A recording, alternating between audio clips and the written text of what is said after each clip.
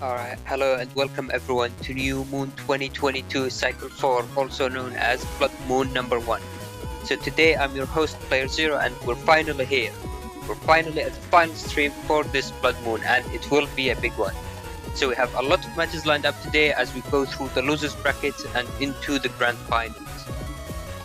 But before we start, let me briefly explain what is Blood Moon and how the bracket looks so far throughout the 4 weeks we've had. So normal New Moon is our weekly round robin tournament and we have public setups for it. What that means is that after the tournament starts, everyone can see what everyone is playing, and which is what our casters will be going through before each match. So Blood Moon is a different variation, which is a 4-week tournament compared to the standard 1 week, and it has 2 stages. The first stage being the round robin and the second is the top cut bracket, which we are at the end of basically, and by the end of today the winner will receive the special Moon Master role, which lasts until the next Blood Moon.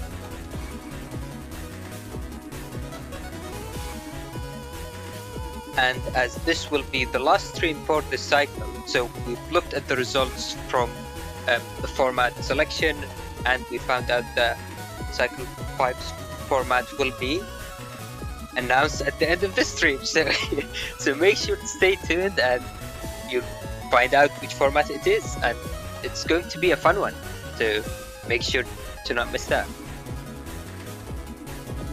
And with that, we'll take a brief look at how we left the top cut bracket last week and how we expect things to progress throughout the week. Alright, so as you can see on screen, this is the winners bracket. So playerzero was able to progress through the winners side and reach the grand finals, through which he is now waiting for his opponent to rise from the win harder bracket. And as you can see on screen, this is the win harder bracket. So we will be starting off with Thiago vs Josue, Neryth vs ShironaNep, and then the winners will be progressing and fighting their way through into the grand finals. And this bracket is called the Win Harder bracket for a reason, so make sure to stay tuned and find out how everyone is going to progress through these matches.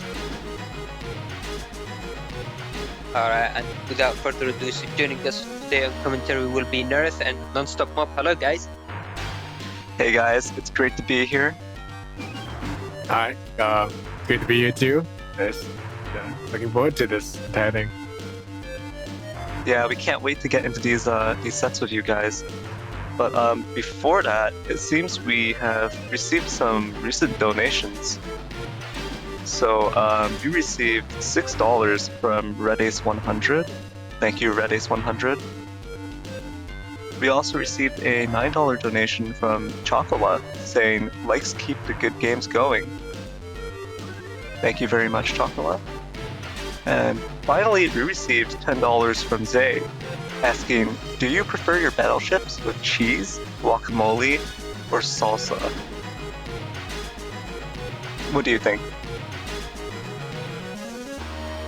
I mean, cheese is pretty good. I mean, why not have a combination? Yeah, I think this is based on your mood. Right now, I'm actually kind of feeling salsa, but maybe later I'll be feeling like cheese or guacamole. So, good question though. Alright, and with that, let's head into the setups for our first match for today with Josue vs Thiago.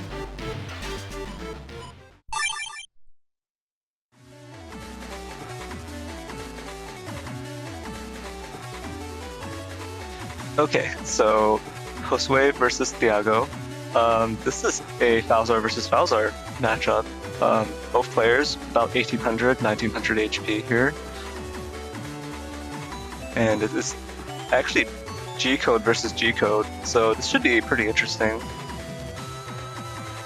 They're also playing the same Giga chip here too. Yeah, both players running Meteor Knuckle, although Thiago opting not to go for the Neo variable. Wow, these builds are pretty similar too. They both have attack max, they both have charge max. Super Hammer, custom 1, custom 2. So I guess Josue has the less variability with their cust. They only have cust 1, so it'll be difficult for them to actually go through their folder. Yeah, definitely. They opted to take bug stop in their Navicust instead, so they don't have to fish around for a bug fix or anything. They can just start off and not have to worry about it.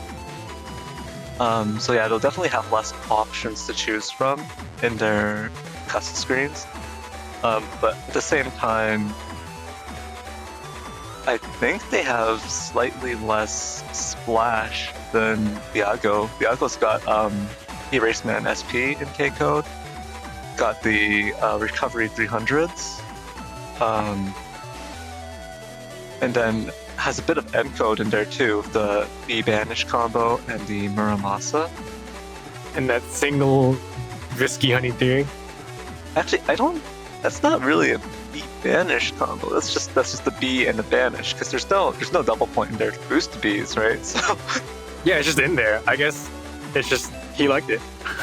Yeah, I mean, it's still got a great threat versus SoulXCross, and when you charge it, the damage is pretty okay. Can be used defensively quite well, but not going to have that same impact as a double point Risky Honey. So both players running the uninstall and G code, just really great code to take for that uninstall, as well as Office Elemental flexibility. Both players having Heat Dragons and Wood Dragons, just Josue packing 1 extra Heat Dragon. And then Josue taking the Machine Gun 2 in code, while Thiago opted to take the Machine Gun 1 in star code. I think the Machine Gun 2 makes more sense because your uninstall is in code for that machine gun, so you might as well go for that extra damage, right? I think the only thing about bringing star means that you might be able to throw your chips into the dust chute a little more easily, in case you want to keep the chip with something else. Oh yeah, that's a great point. And I think, yeah, what's interesting here is that Josue opted not to run any recovery at all, but instead has an anti-recovery, so that is going to work out against Thiago's recovery 300s. And the only problem here for Josue is that Thiago has Eraseman SP, and Machine Gun 1, so there's the possibility of the anti-recovery actually being destroyed. So Josue is going to have to use the anti-recovery at the correct timing in order to avoid that outcome. All that cursor might also be a problem because it looks like Josue wants to go on the dust right at the start because of that first barrier, I'm assuming. Yeah, definitely the ragged full cast and that first barrier indicate that Josue might want to go to dust first to get a good hand, but Thiago might not let that happen that easily, especially with neither player running rush or beat, so no PvP Navicust programs here to take away your opponent's first mega chip or their first invis. So it's going to be interesting to see what happens here. I think that's about it. Maybe you could save anything else you want to say for the match itself. Yeah, I think with that we can jump right into the set.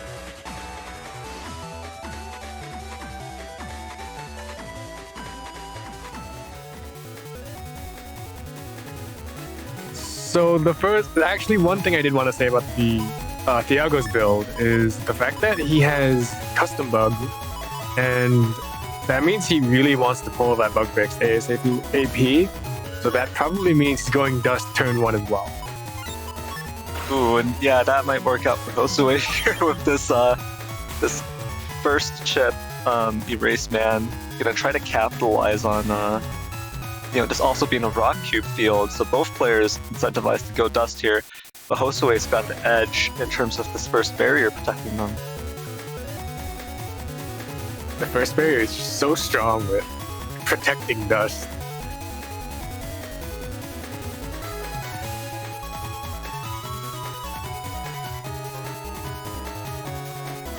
Yeah, and definitely it's going to be a deciding factor here, seeing who gets these rock cubes. Oh no! Ooh, that made a difference. Ooh, that one input movement back and Thiago's movement up. It means both players will retain SoulXCross here, and both players will get the benefits of the trash tube.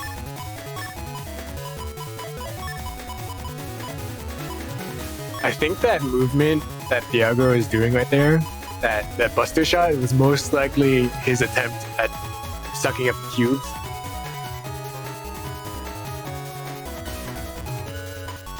Ooh, yeah, that's a good point.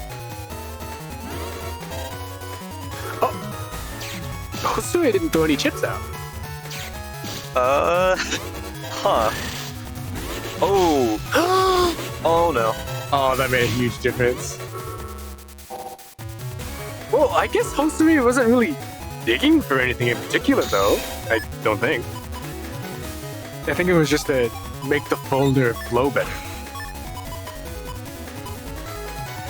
Yeah, I feel like this wasn't too big a loss. Sure, Josue lost SoulXCross here, but it's not like Josue is digging for bug fix or EDT or something like that, right? So a little bit lower impact losing the cross here. Yeah, and he's probably still able to fight just normally through this all. I mean, besides the custom 6, which might be an issue, but I think other than that, as long as Josue continues to just play maybe with some patience, well, it might be a little difficult with this HP disadvantage, but oh no, these heat dragons are gonna go to waste. Oh yeah, but this bubble star can be charged, so if this connects, this will break the life aura. Yeah. Ooh, and the Judgment connects for Josue as well.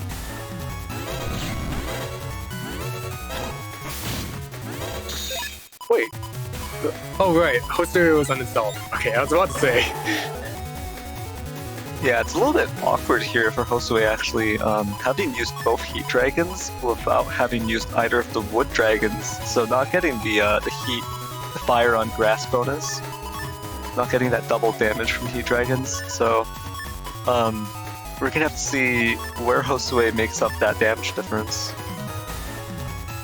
Also, I think it's sort of interesting that Josue is going into Spout Beast. Maybe it's because of the holes, actually. But maybe that's the reason why. Ooh.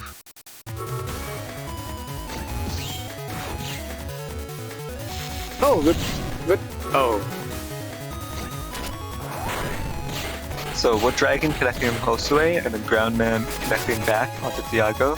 Both players trading back and forth a bit. The second Wood Dragon coming out from Thiago. That is rough. So Thiago definitely wanted those charged Wood Dragons to get that double damage, but still gets a Heat Dragon at the tail end of things, so all of the dragons have come out from Thiago at this point. And the 2x damage did not hit because of the I believe that hit while Josue was over the coal. And I think the other thing right now is right. So Josue put a white capsule on the Elven Man, and it did nothing because Thiago was in Tomahawk Cross when that hit. What it actually does is it removes the flinching, it removes the blinking effect. So, Yeah. So they're available for an immediate follow-up. Yeah. That's what it actually means. But oh, that's true. It's true. Yeah. It doesn't do the actual paralysis, sadly, because of the order of the effects. Erase. Oh! Whoa! Wait! That was so well timed! End of turn Muramasa coming out from Thiago and connecting here, quickly doing 500 damage to Josue. They were really evenly matched there in terms of HP, but Thiago is quickly knocking Josue back down. Barrier 200 does come out end of turn for Josue though, so a little bit of protection here. Thiago's going to try and deal with it immediately. Ooh, but that lets the Machine Gun 2 connect from Josue, followed by that dragon. Okay, so while this is looking rough for Josue, I don't believe Thiago has used Bug Fix yet, and it's like turn 6. Oh no, okay, never mind. Take that back. Ooh, yeah, Groundman SP closing it out. Just as Josue, it's a really smooth movement to avoid both of the bubble stars. Oh yeah, you're right. Oh, this is the first turn spell. Okay, so maybe gonna go into Tomahawk to get this Wood Dragon charge off. This is a perma-hole field, so... Ooh, the life orb might disappear here. Oh, very good from Thiago. Yeah, some clean defensive movement from Thiago, moving off the grass panels just in time to avoid having the life orb be wasted there.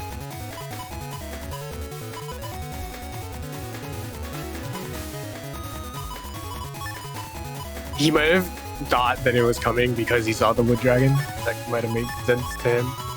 Yeah, definitely, it would have made sense to watch out for the Heat Dragon at that point. Josue sitting on 3 Navi chips here. All the star-coded Navi chips, pretty much. But none of them can really take out the aura without... I don't think Josue can take out the aura without landing a fire hit on the grass or or going in Tengu. Yeah, and it looks like, Josue manages to squeeze it out before Thiago gets any chance for movement. So gets that Element Man. Ooh, a little too soon. Still in the air from the anti-damage there. Yeah, unfortunate right there. Thiago does manage to avoid that Judge Man as a result. But still, a pretty good turn from Josue, getting their area back and destroying that life aura with an Element Man. This might be a little helpful for Thiago because this means another turn for dusting as well, though. One possibility here would actually be that that static missed from Thiago. It's possible that uninstall was attached to it because uninstall static is also fairly common. But we'll just have to see. I think judging by the fact that Thiago didn't, I don't think Thiago did anything to really try and get rid of the anti-damage beforehand. So unless Thiago forgot about the anti-damage, there's a chance that might have not have had it. Yeah, that's a good point. It was surprising that Thiago just chose to blindly use it instead of trying to get rid of the anti-damage first. Ooh, Bubble Star. Oh, interesting. Oh, a double hit from the Tomahawk Beast charge right there. Ooh, that invisibility is going away. Single hit from Groundman. The only row that Groundman can really go down.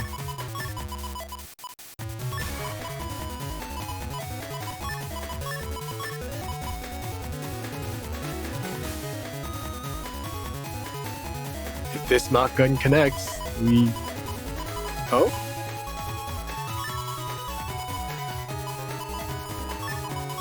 So I think if this knock gun connects, it might be trouble for Thiago, but it has been a few turns. Hopefully, usually just speaking numbers or probability, I'm pretty sure Thiago should have Bug Fix around by now. Yeah, and Thiago also just went out of Dust Cross. So yeah, there's the Bug Fix. Oh, just mashing all those ships out. This is G code, so we might see some dragons from here.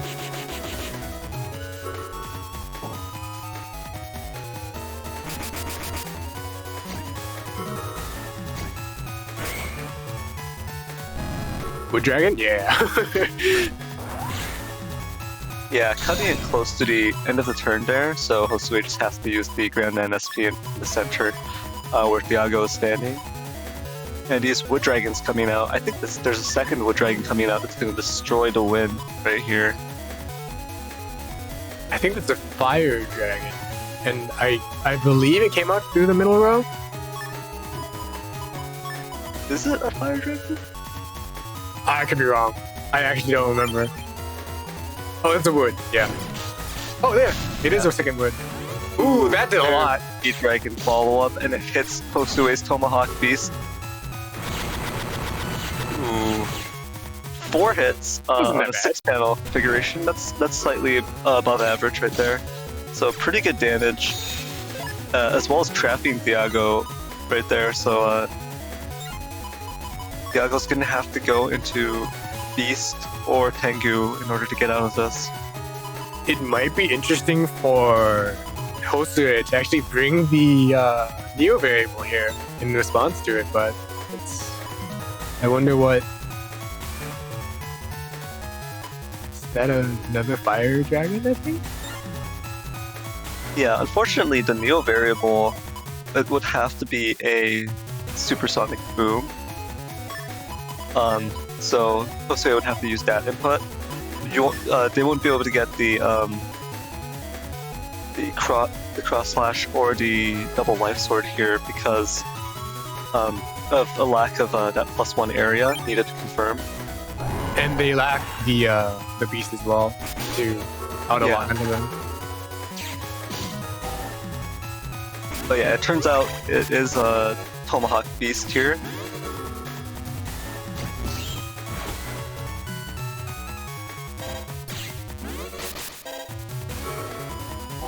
Yeah. Ooh.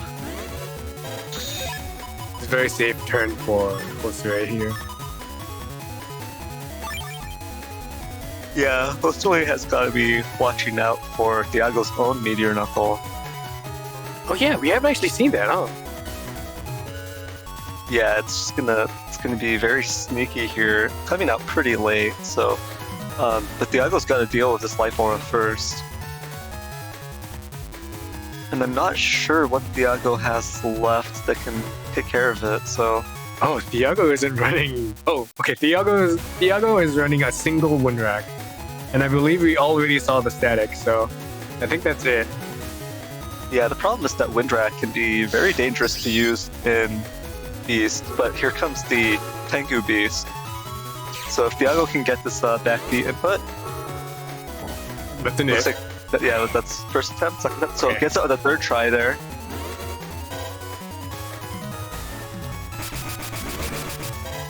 I also think it might be difficult. Oh, a little too soon with using that Heat Dragon there because Thiago was still in the air from that anti-damage.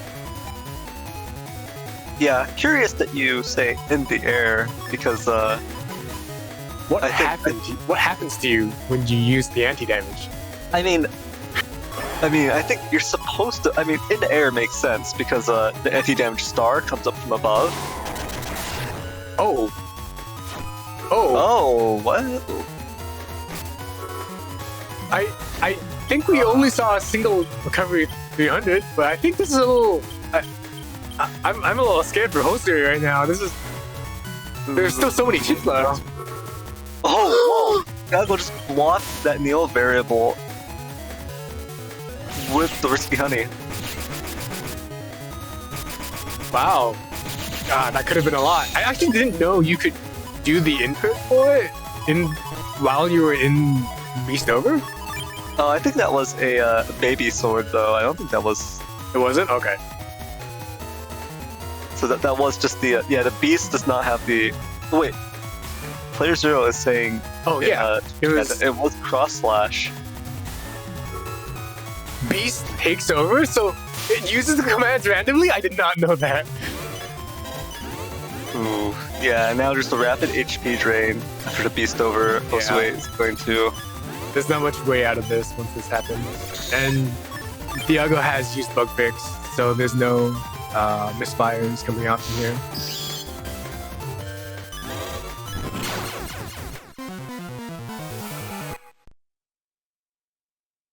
Wow. I had no idea Beast Over just did that. It can even pick Baby Sword? That's kind of amazing. Wow. So yeah, that was rough. Yeah, I have to say I don't agree with the decision to beast over there. I think Josue probably had the time to wait it out a bit before going into all those things. Yeah, I think that is the case, but in any case, GG well played to Yeah. both players, to Josue and Thiago. GG's to both players. That was scary. Thiago's a scary player. Josue played well. Yeah, definitely. But with that, I think we can head into setups for our next set of the day, which is ShironaNep versus Neryth.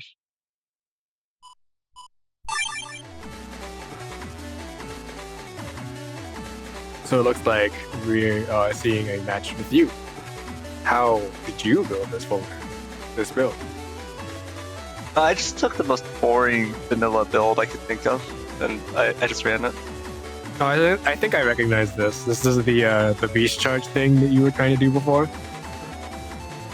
No, I literally just took the most average folder, the most commonplace folder I could find, and I just decided to run it. So this is just a completely normal, completely average folder.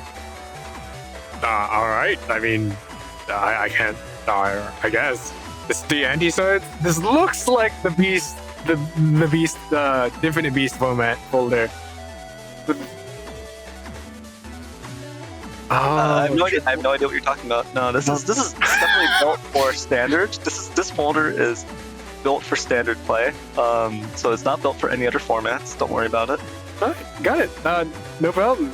I mean, I see a little bit of pain was influenced this folder, the anti-swords, but other than that, looks like a pretty normal folder. Yeah, absolutely. Yep. Use all those null chips to charge him and hit him with the beast charge. Great strategy. Yeah, I feel like I've seen this before, but who knows where. Yeah, and I'm not sure what you're talking about, but okay, yeah. So, what's interesting here in this matchup is going to be that both players have 2 slow gauges, so only one of those is really going to be used. The other 3 probably going to have to be beast charged here. Shirona is running an L code with B code splash for the Protoman SP, Blastman SP, and Grab Banish. But running the uninstall in L code. And there's no machine gun here, looks like, so it's just going to be Elect Dragons and the Bubble Star to try to hit with that uninstall. And it is a hub BDT folder. But interestingly, ShironaNep chose not to run multiple Bubble Stars despite the synergy with BDT. Yeah, actually. Kind of interesting. Yeah, so instead there's 2 Elect Dragons, and I'm not totally sure where those additional, where that space has gone, but basically Bubble Star 2, there's only one of them in there, so potential for that 400 damage hit from the Dark Thunder is only going to be present one time. I think in a Thalzar versus Gregar matchup, that Bubble Star 2 would probably be to check Charge Cross, but it can be used freely in a Thalzar versus Thalzar matchup just to set up for the Dark Thunder. And it is a Tango Navi custom, so there's going to be it's deceptively low HP. There's still going to be that Tango popping out for the recovery and the barrier once ShironaNep hits a low enough HP threshold. I believe it's like a 4th when your HP goes red or something like that. Yeah. Once your critical HP, which is 1/4. And there are 2 recovery 300s, so there is plenty of room to just bring your HP back up. Yeah, and 2 recovery 300s, and we can see that that this Neryth guy on the right side opted to take the completely normal, completely standard anti-recovery. Yep. Nothing strange about this. Nothing strange about 3 anti-swords and an anti-recovery. Or the 4 panel grabs, 5 area grabs. Completely normal build right here. Yep. And you have all the you have every. Well, you only have 2. Okay, you don't have Tango, but you have Beat and Rush, so that is something ShironaNep will have to worry about. Yep, and yeah, I think that's about it. Yeah. You have 8 cuss. That's very good. 8 cuss means you can go through. You basically have 0 problems going through your folder. And I think that's about it for me as well. So I think we can move on to the match with this.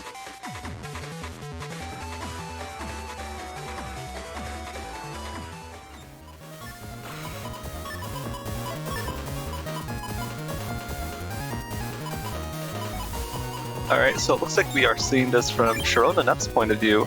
So there's going to be a turn 1 dust into full cust here. Try to hit that hub bash, try to hit that BDT a little bit early. Very safe play, of course. Very good. Yeah, there wasn't... you don't have much... Actually, I don't... Okay, you have the Erase Man. If you don't have Erase Man, there's not really much way that you're going to get rid of that dust. But... oh, okay, yeah. ShironaNep did keep Magnum, so there's a chance that you might be losing dust here. Yeah, definitely. Start of turn, ShironaNep looks like they're going to try to mash out the Magnum and just get the front panel so they can just mash to confirm and get that double damage. It is 260 damage on SoulXCross, so it will be a pretty heavy hit to take early. Yeah, absolutely. The numbers really matter in senior class. Standard.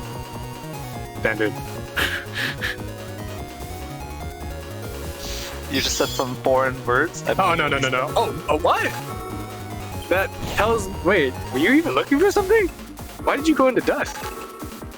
I just wanted to profit off of the turn 1 full cust. Oh, okay. Actually, I like that. You knew it was coming, so you decided to get some value off of it. Ooh, that could have been nice. Yeah, ShironaNep, managing to play that cleanly, bait out that Erase Man.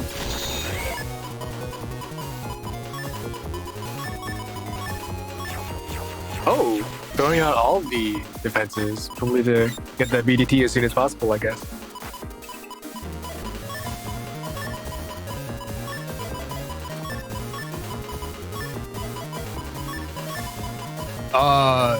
Is ShironaNep not going to take away to get rid of that word? Okay, yeah.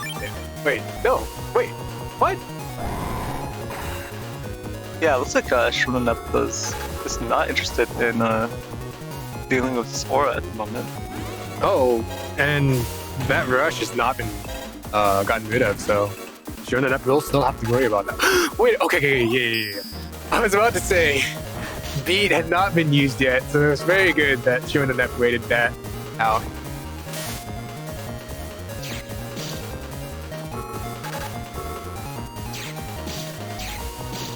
Ooh. Use that judgment maybe a little too early, losing out on area on that at the end of it all.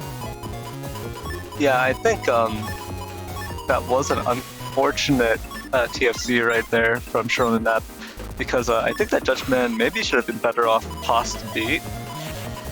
Yeah, I wonder if that TFC maybe was a mash instead of an active decision to use it at that position. Yeah, in any case, it was not the optimal outcome with that area grab as well. Yeah. Last man SP finally connects and takes down the life aura though. Oh, yeah, beat. So I don't think ShironaNep really has a way of landing this Proto Man with any certainty. Yeah. It would have been really big though. Oh yeah, and he saw it. Yeah, unfortunately I stepped up, so I didn't actually get 300 damage there. Regret.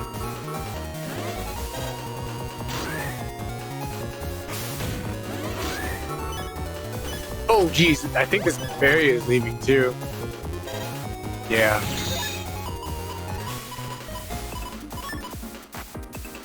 ShironaNep does see this this BDT though. But the question is, will ShironaNep use it this turn? think that's opting to toss the slow gauge there. Oh, actually, yeah, it is kind of interesting that the slow gauge is being tossed. I don't believe it's slow gauge right now. Oh, right, you have two though. Yeah, it is normal gauge right now, I believe. But I think it would be in your best interest to not use it. On this turn, I think I was looking for slow gauge in the previous turns as well. I just didn't pull it because I would actually want the slow gauge during these beast turns. Oh yeah, to get more value off your beast charges, I suppose. That makes sense. Oh, you have the Judgment to take back the area. Yep. Going for the freeze. Is this anti-navi? You taking the freeze?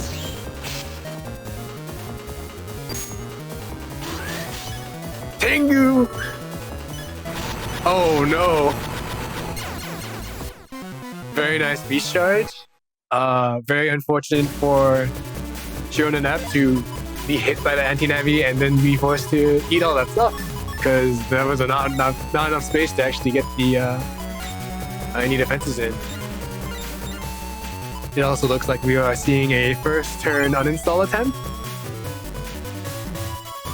Ooh, yeah, an uninstall could be pretty big considering my build's reliance on Tengu Beast. So once everything's over, once you've used up Tengu Beast, you just sort of have to sit there dealing with the downsides of uninstall, unable to walk over holes.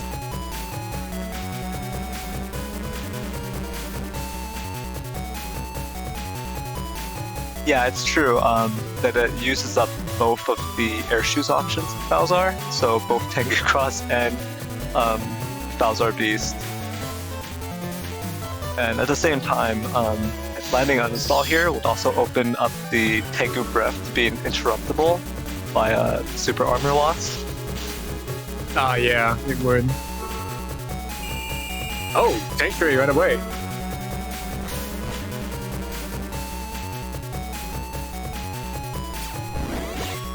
Oh, uninstall's hitting here. Ooh, and these holes are really going to be a problem.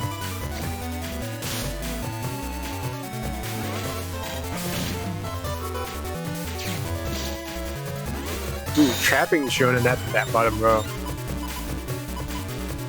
And no way to get out of it either. Oh, actually no, there's an area gap, so there's a possibility of getting out, but I'm surprised ShironaNep hasn't gone into Tengu, Dust yet. I thought the whole point of the folder was to dig it out.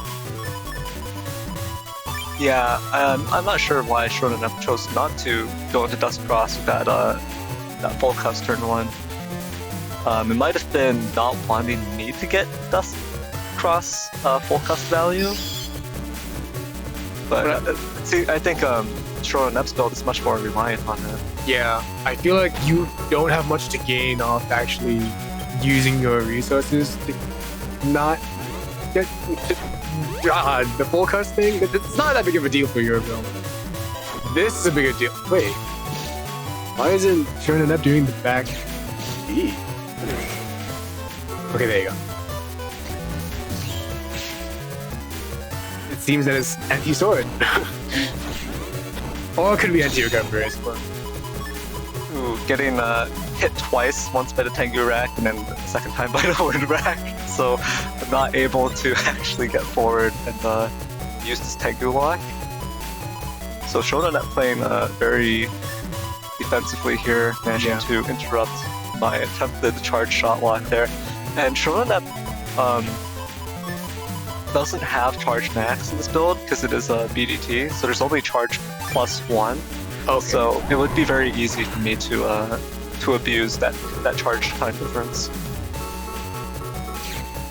Oh, and ShironaNep did bring the full cust, which I still hold the BDT just fine. All right. I guess we didn't need that full Dust Cross there. Yeah, and two invis here as well. So. And Rush will be easily dealt with the status guard Tomahawk Cross here. Ooh, yeah, that was great. And I think that was 4 hits on 6 panels, so also slightly above average luck right there.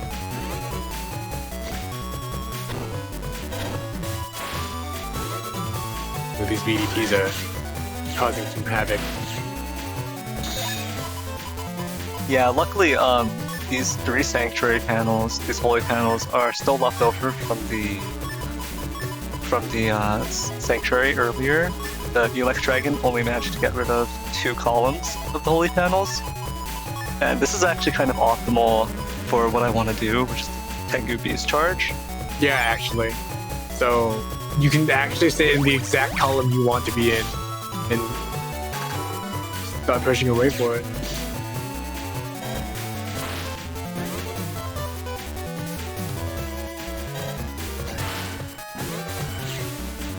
Oh. Ooh, this is rough. All that 600 HP just gone like nothing. What? This looks like a very good opportunity for you to just let. Oh, right. I forgot about that. I don't think you have issues either. You also don't have ways of getting issues back. But ShironaNep does have the hub badge to move around and do things. So this is not looking too great. I actually made sure to buffer a movement off of that cracked panel so that I wouldn't be trapped at least. So I'll still be able to move around on broken panels. You can still move around from hole to hole, but the second you step onto a non-hole panel, you will be trapped. So it's very nice that you got that buffer boost now.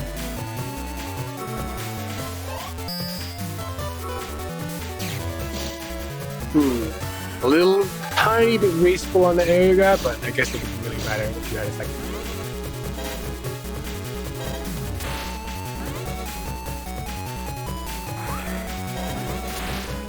Yep, this is all you can do, I guess. Oh, you have the element SP. Oh, that's scary.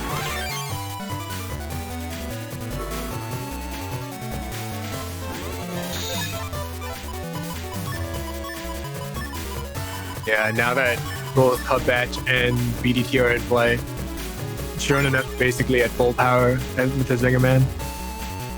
So I'm Asuka in Twitch chat asked, so that's a consistent thing, buffer movement into get in hole.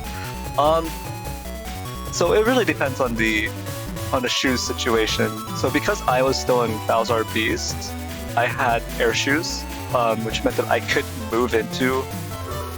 I could move off of the cracked panel and onto a broken panel. And so because I lost Bowser Beast right after that, I could continue to move on the broken panels. Ooh. This is really rough. Do you remember if you were the host of the client here? I actually don't recall, so... This doesn't look like anti-sword to me. Oh, very nice, very nice. Ooh, anti-Navi, very nice. This could be a chance to turn this around. Oh, red Thiago. Oh.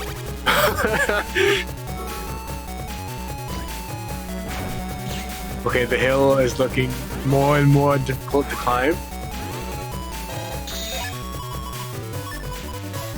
Oh, this... Yeah, ShironaNep still has clear defenses and all the tools to basically trap you and make you unable to really do much, so this might be a little... Oh! That was beautiful. Oh. Alright. Well. ShironaNep taking the safe method of just waiting for this timeout and moving down 2 spaces to shoot you to death.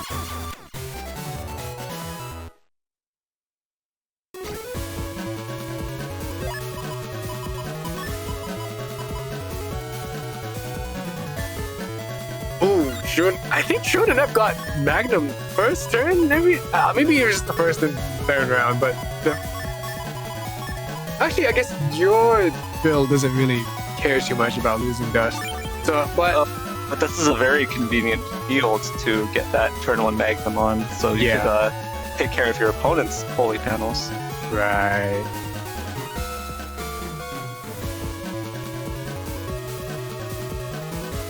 To Lamp Cena in YouTube, in Twitch chat, this is indeed Mega Man Battle Network 6.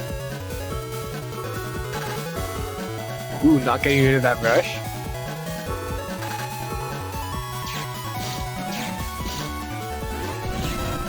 Ooh, that Electragon taking care of all those panels.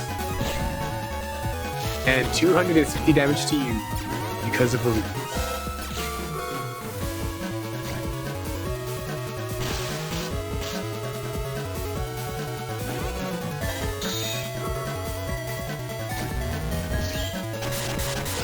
Ooh, a very good decision, I think.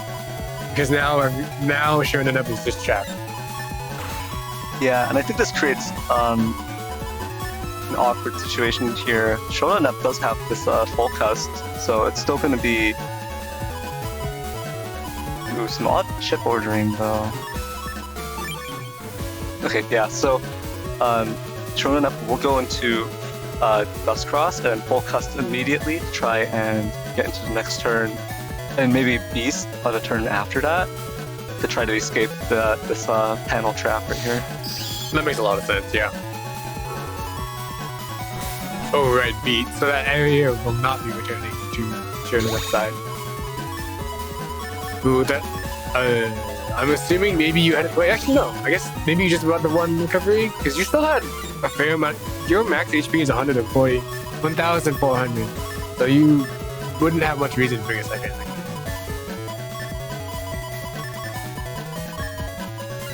Also, pulling the VDT pretty early, actually, because that was not a first turn dust.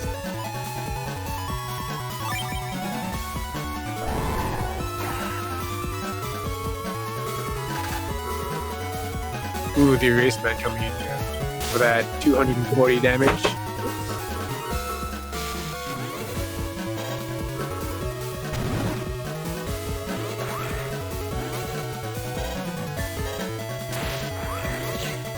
Uh-oh. Uh-oh.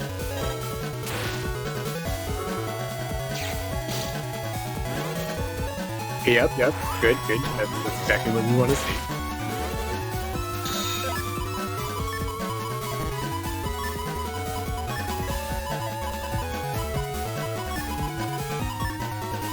It looks like a defensive turn from ShironaNep here, but we haven't actually gotten rid of rush, so that rush timing could be important from your side.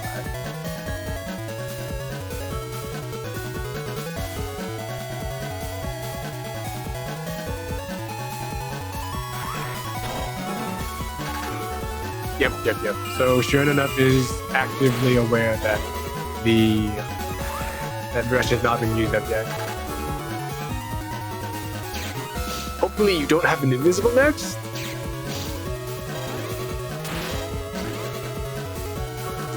Bold of you to think that I have invis in my folder. Oh, right. You don't have it now. Not only do you not have invis, you don't have anti-damage either. I forgot. My bad. It is just something that's just so ingrained into me. Yeah, bold of you to think that I have meaningful defense in any folder.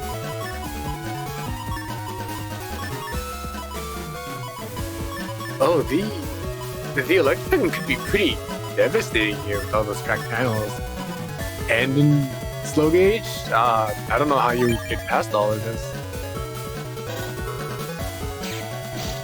Getting rid of anti-damage, nice. Panel grab. Ooh, that was 7 hits, I think? That was great. I think that was 7 hits, yeah.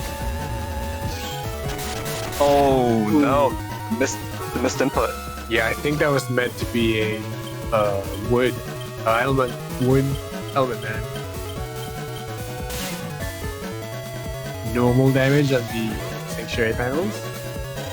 But you have lost your convenient method of getting rid of these panels here. I mean, these BDTs. So now you just have to live with it. Good maneuvering. Oh. Yeah, at least it was the most recent Dark Thunder to hit me, and the other one fizzled out instead of getting hit by by both. So it was dealt with only having a 100 damage loss.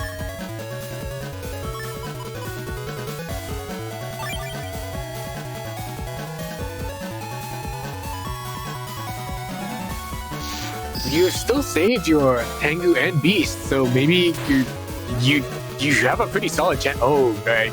The Holy Aura, saving this entire situation. I think ShironaNep is just waiting for, waiting for an opportunity to use that biz, but it just has to be used up now. Oh! Okay, yeah. Wait. I don't think Tengu is really necessary. With the Electragon, you can remove the holy panels and then just shoot a BDT. Yeah, I guess there is the possibility here that if I have a movement buffered forward or back right now, that the Electragon isn't going to hit. Well, actually, it would have to be back. So the Electragon wouldn't hit both columns of holy panels. But that's true. And so you don't want to get locked into the situation against the Holy Aura. Yeah, so this is good insurance at least. Just get rid of the aura. This is pretty dangerous in case of the Tomahawk charge actually landing, but I do go into Beast here. Oh, that was the uninstall. I forgot about that. Ooh, those were guaranteed. Ooh, a hard 240 coming out. It looks like another Beast Charge might be coming out. Okay.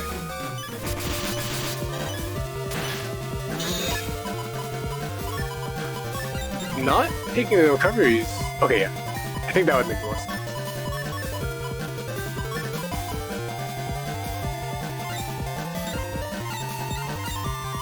I believe you still have a recovery in there, so this can still go either way, I believe.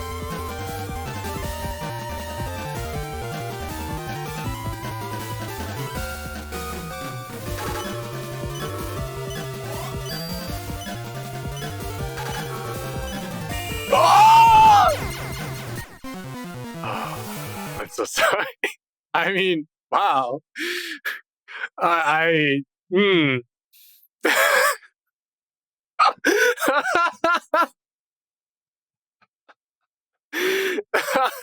mean, that did make a lot of sense. I did forget about anti-recovery. I'll be honest.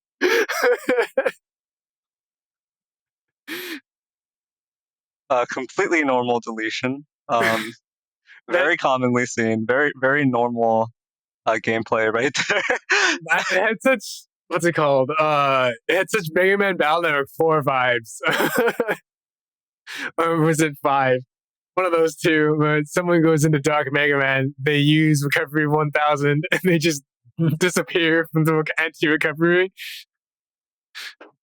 Yeah, that was the anti-recovery got thrown up that turn too. I actually replaced another trap of it. Oh yeah, I believe ShironaNep TFC'd your trap with the hub batch. Yeah. So that was the turn for it.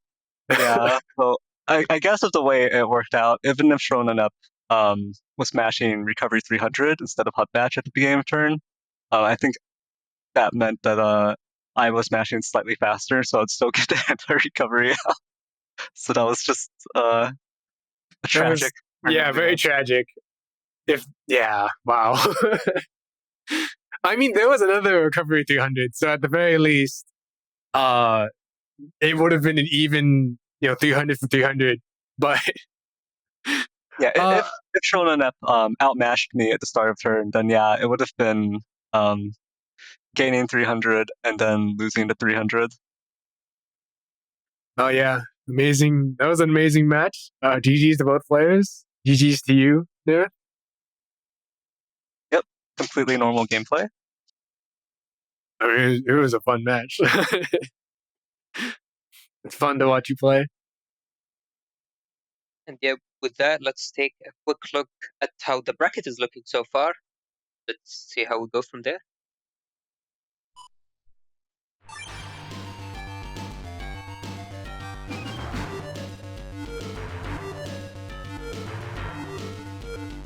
Alright, so what you can see on the screen is the bracket after the results of the last two matches. So Thiago was able to progress, and so did Neryth. So both of them now will be facing in the next stage with HonorNite vs Thiago and Symes vs Neryth. So we will see if people get their revenge matches from previous streams.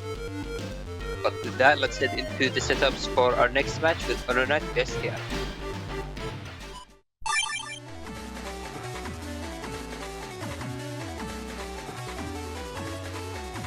Okay, HonorNite, being a Gregar representative here with Bugrise Sword.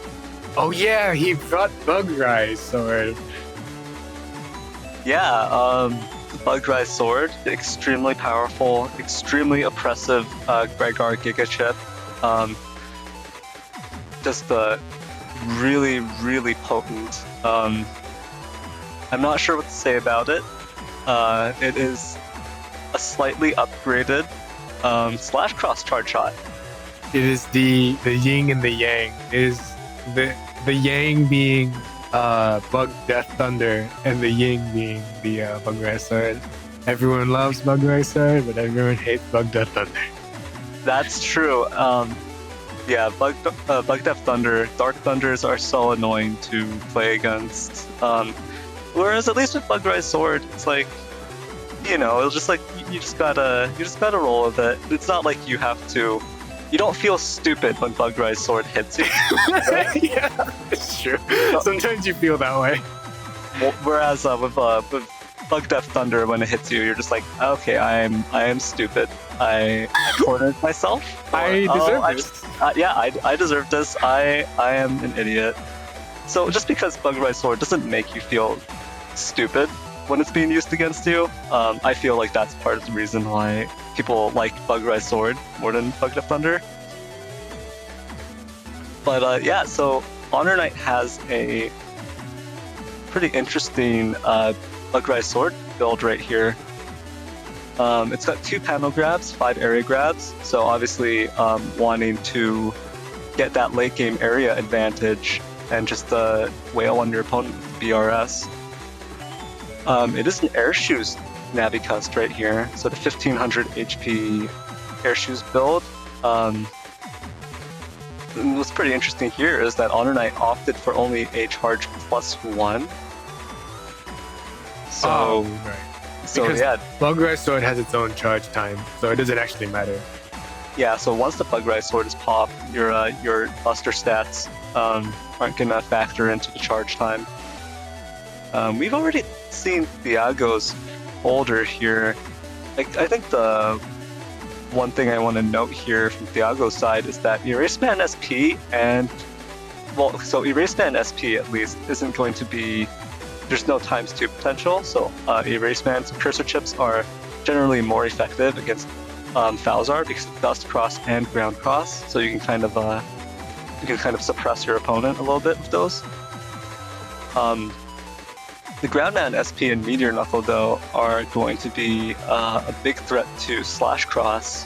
So the good news is that because of Bugrise Sword, HonorNite will get access to Sword Element. He's going to get access to Sword Element without having to go into /cross. So getting the power of the sword without the vulnerability. That is correct. Yeah. So there isn't too much. Technically, there isn't too much that Thiago has to gain from bringing these very strong options against HonorNite here. I think. Right. Okay. So Thiago just sort of has to pull for Bugrise Sword. Not that. I mean, Thiago is going into Dust and wants to pull it for bug fix ASAP, and we're going to see that versus HonorNite. So I think there might be a bit of RNG coming into play because HonorNite has basically no control over what chips are being pulled, but I guess we'll just have to see how this plays out. If it's good with you, I'm good to move into the match if you are. Yeah, sounds good to me. Let's jump right into the set.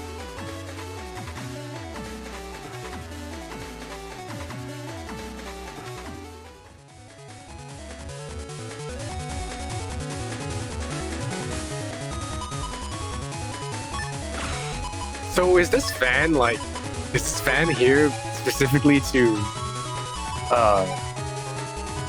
pull people in for the BRS? Is that what this is here? I have no idea. Okay. You'll have to get the answer from oh yeah, HonorNite in Twitch chat says yes. Okay, cool.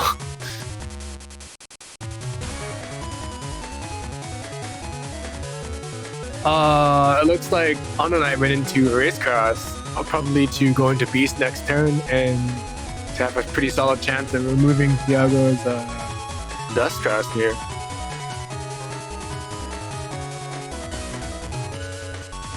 Yeah, and it is going to be very tempting to go into Dust Cross turn 1 with these rock cubes on the field, wanting to get this free 400 damage. So the bait has been set here.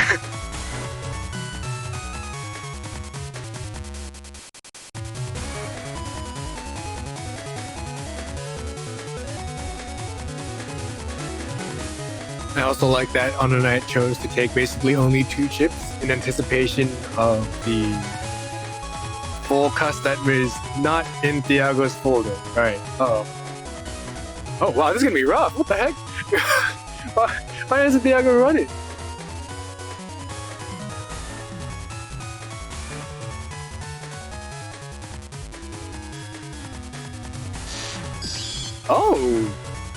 Oh wow, so this might be a dragon turn. Oh yeah, that sounds alright. Probably used in anticipation of the SoulXCross on the HonorNite side here. Oh wow, like getting to just use that erase cross charge shot. Ooh, Risky Honey and Element Man coming out. I don't think that was a charged Risky Honey though, because of end of turn coming up. Yeah, it looked like it. Also, that charge shot from SoulXCross was very juicy. That got a lot of value. I'm very afraid for Thiago not going into Dust right away, because if Thiago does not pull Bug Fix, that custom bug is really going to hurt. Yeah, but at the same time, Thiago must be watching out for the Erase Man and Erase Man SP coming up from HonorNite, so just, you know, Thiago can't see HonorNite's hand, can't see that HonorNite doesn't have either of those chips waiting in the wings here, so... Yeah, that's true. I mean, it's almost fully RNG. HonorNite doesn't really have the option of like trying to pull for it. But yeah, and now there's the Erase Beast here, so it's too late to go into Dust Cross at this point. ×2 Wood Dragon charged. Oh, whoa! Right. Static is in this folder. God, no. That was a beautiful usage of those defensive chips right there. That Wood Dragon actually, that was scaring HonorNite into actually walking forward once in a while. So having forward movement in their movement pattern. So not wanting to get caught in the grass panels with a possible Heat Dragon follow-up, that actually allowed Thiago to connect even from that area. So the static unassault actually clipped HonorNite. Oh yeah, and Symes pointing out that we now know. I mean, Thiago now knows that is anti-navy there because of that charge shot that was landed. Tomahawk. Yeah, so HonorNite losing out on the information war slightly.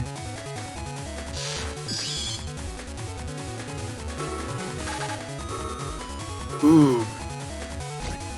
HonorNite is losing that invisible right now because of that anti-navi there.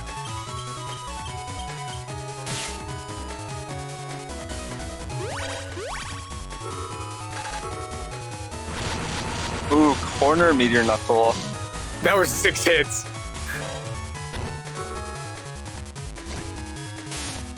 I believe HonorNite still has. Oh wait, was HonorNite uninstalled? Uh-oh. Yeah, HonorNite was hit by uninstall. Ooh, that was a ×2, a lot of damage. Yeah, well, what a trade back. And now both players pretty low on HP. HonorNite a little bit closer to the end here with 600 HP, but Thiago's still sitting at 900. Thiago still has his recovery 300s as well. But yeah, that static had an uninstall attached to it, so getting clipped by it wasn't just losing the race, it was also losing your air shoes. That's gonna hurt a lot.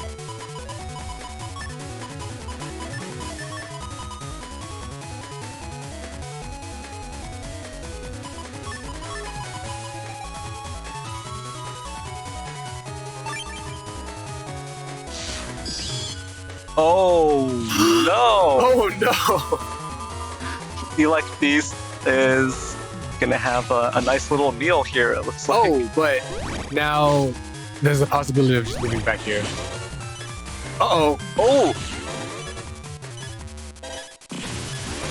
Wow, you don't expect that. Oh no! The area won't be coming back either! Ooh, but Okay, yeah. I don't know why Thiago stayed that long. I don't know. Okay, so we are 100% seeing some sort of cross from Thiago because there's no way he wants to stay in that paralysis any longer. Also, he cannot move because if he moves, he will eat another spot. I mean, another like electric attack range thingamajig. Yeah, so this is going to be a tough situation for Thiago to get out of. HonorNite is at 69 HP, very nice. Yep, very nice. Very nice. So we'll see whether or not Thiago can just take HonorNite down from that position. Don't move, don't move, don't move. Okay, recovery 300 coming out. Very good chance that there's a second one coming out as well. Oh. Ooh, invis. Oh. Oh no. It's goodbye 69 HP. Fan protecting HonorNite for a little bit of time. Okay. Yeah, not long enough. I wonder if that panel grab was meant to be thrown there, but I guess it wouldn't have mattered because of the holes.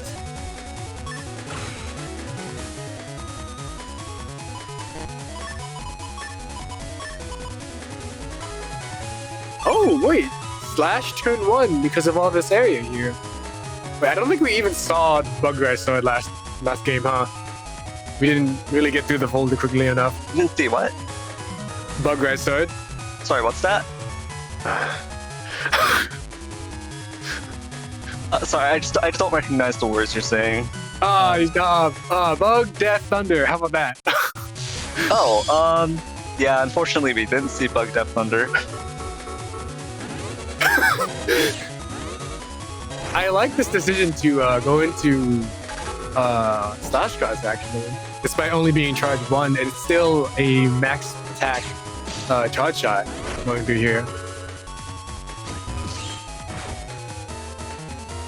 Ooh. Thiago at least getting that, Oh, wow. Eraseman SP also gonna connect. Thiago's just gonna let this time out. Interrupting the charge here, unfortunately, for HonorNite. Ooh, and the Judge Man taking back the area and getting another round of paralysis. Oh, and if Thiago just, Oh, okay, well... Neither player able to connect charge shots at this point with the area back to neutral. Yep. At least it is neutral. That's not bad for anyone, I guess. Yeah, I think HonorNite would have obviously preferred a bit of an area advantage to be able to get some more value out of SoulXCross here. Although it can be kind of scary staying in SoulXCross anyways when your opponent has Groundman SP and Meteor Knuckle. But I guess at least Meteor Knuckle shouldn't be coming out this soon because there's no dust digging that's been going on. I'm very surprised Thiago is not going into dust because there's no other way to pull that bug fix out.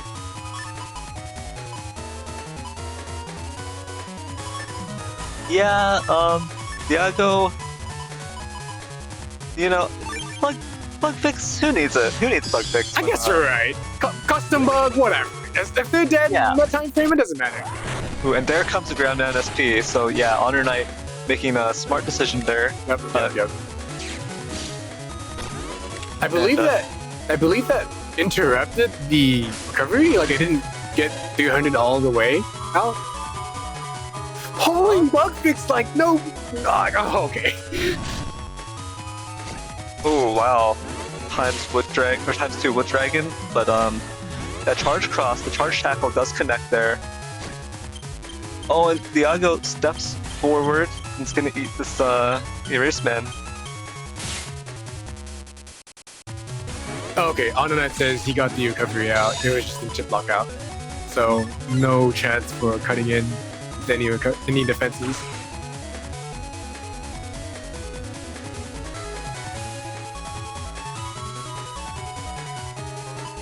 Oh, look at all this juicy area that can't be taken advantage of.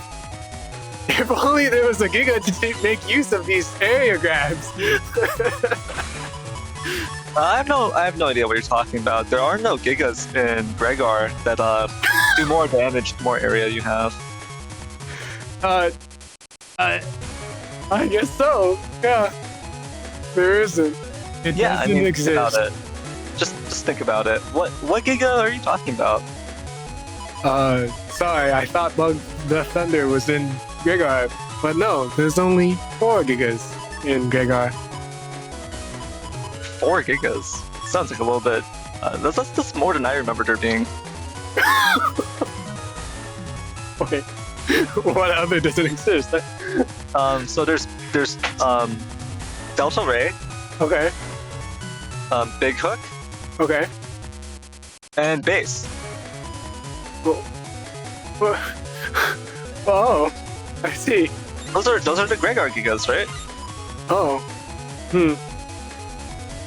This Coal Army, have you heard of that ship? I know it's not a Giga, but... Yeah, but that has to... You need objects on the field, right?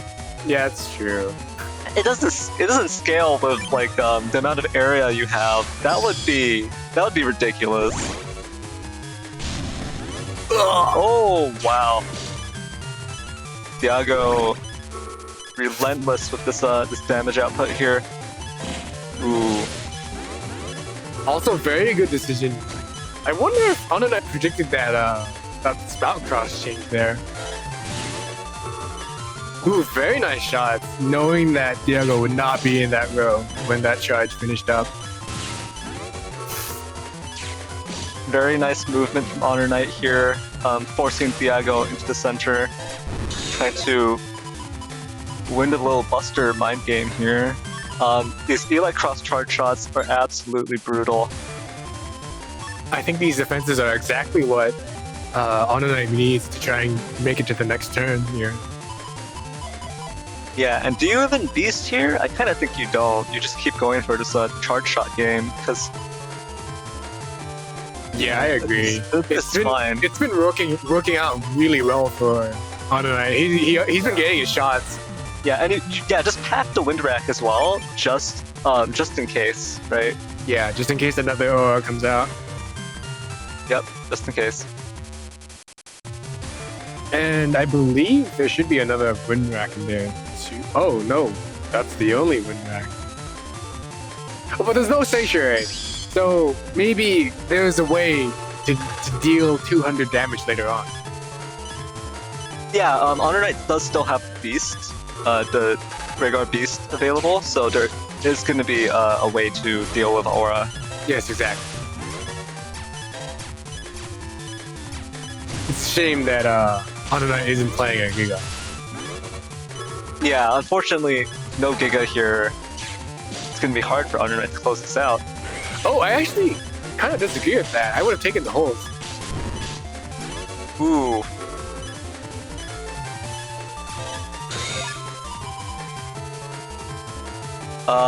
There's some sort of weird...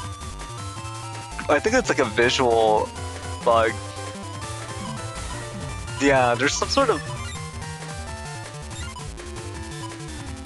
You might have wanted to ask the players to play this again with that bug there, but I mean, hopefully it's just a visual one and no real issues come from it. Yeah, that seems weird. It seems like one of HonorNite's chips got replaced there with some sort of... I have no idea what that is. And it looks like HonorNite is also going to steer clear of it. Not even sure what that chip would do, so...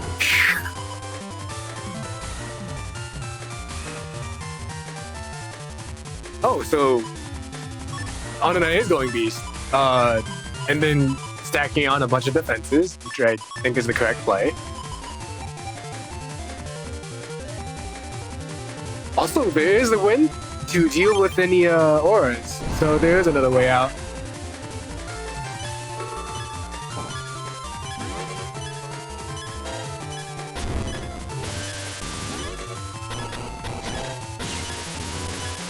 I like the decision to use these charge shots here. Oh! Oh! Wow! That the attack came out, the dragon came out, but the charge shot was just right after it, stopping any sort of usage from it. Yeah, that was an explosive ending right there. Absolutely. It's a good thing that the beast charge shot gives you paralysis. Otherwise, that could have gone either way.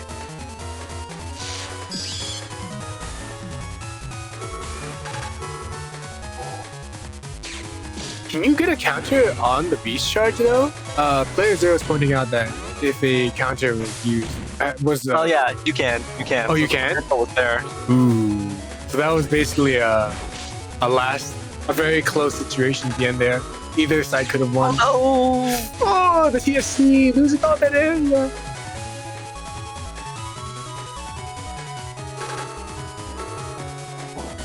Ooh, Thiago with the patience, waiting for all that area to come out before using that area to grab himself. Yeah, but the value this turn for HonorNite wasn't that small either, with that the Wind Rack dealing with Life Aura immediately, so Thiago's turn 1 Life Aura has just been dealt with on the same turn it came out. Absolutely. Oh, interesting. Throwing out the dust, the erase cards here.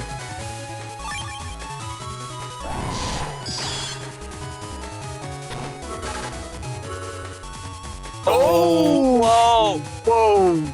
That's 220 damage to Thiago there.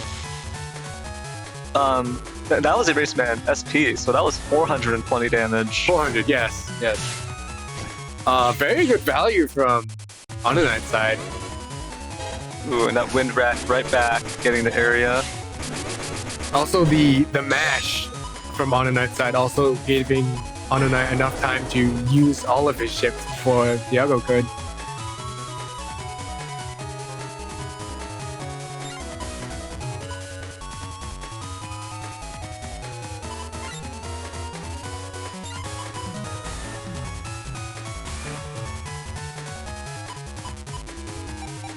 I'm assuming the charge is just here to maybe deal with any status guard from Tomahawk, or to open the last custom slot.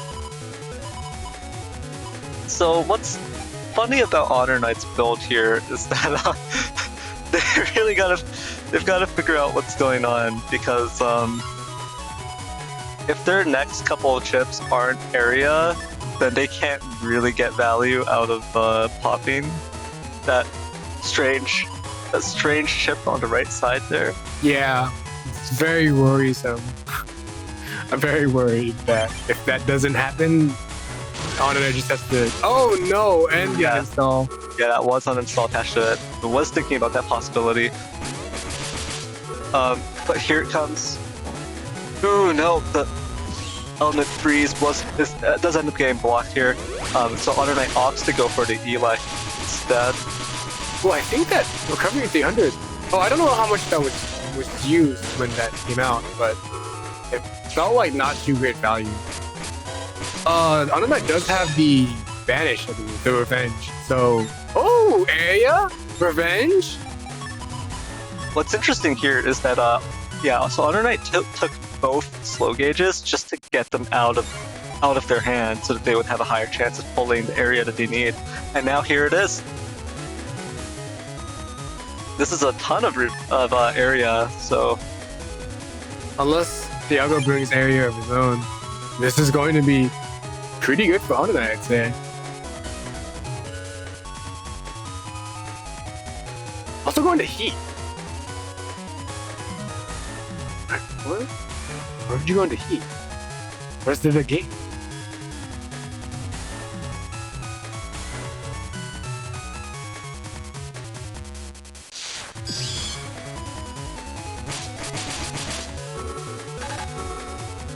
Ooh, unless that is anti-navi, this is going to be... Yeah. Ooh, yeah, that is a loss. Thiago only has 2 anti-damages, so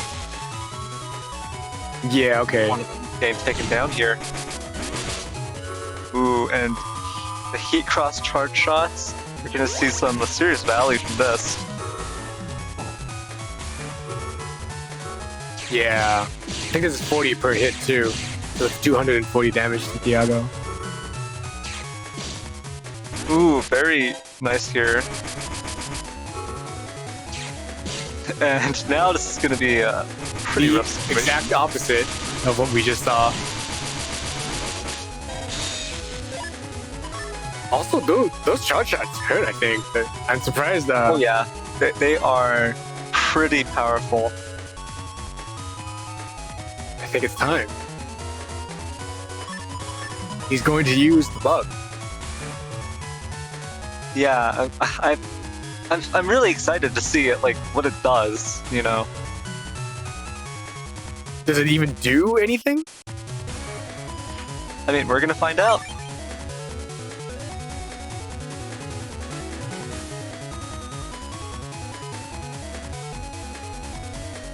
Oh, HonorNite in YouTube chat mentioning that the heat charge shot is better than pressure because it charges quicker and is easier to hit, which I can kind of see, especially with charge only being level 1.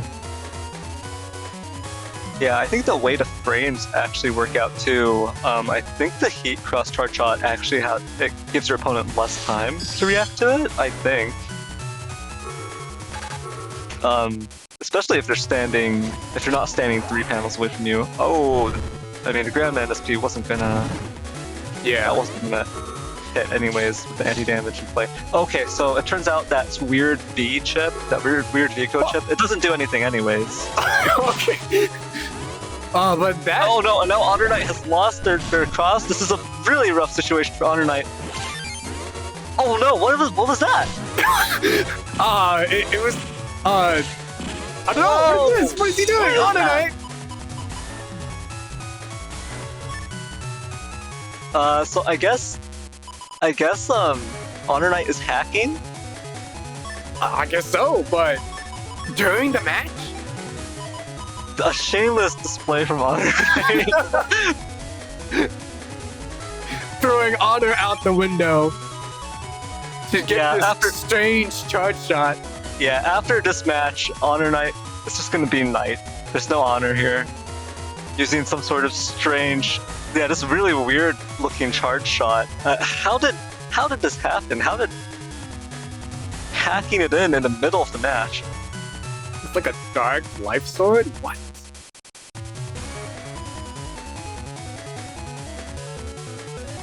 So yeah, so that was a really, really weird choice from HonorNite, choosing not to run a Giga and instead hacking in some sort of weird charge shot. We'll have to see what the tournament officials have to say about it after this. I wonder as well. I wonder as well.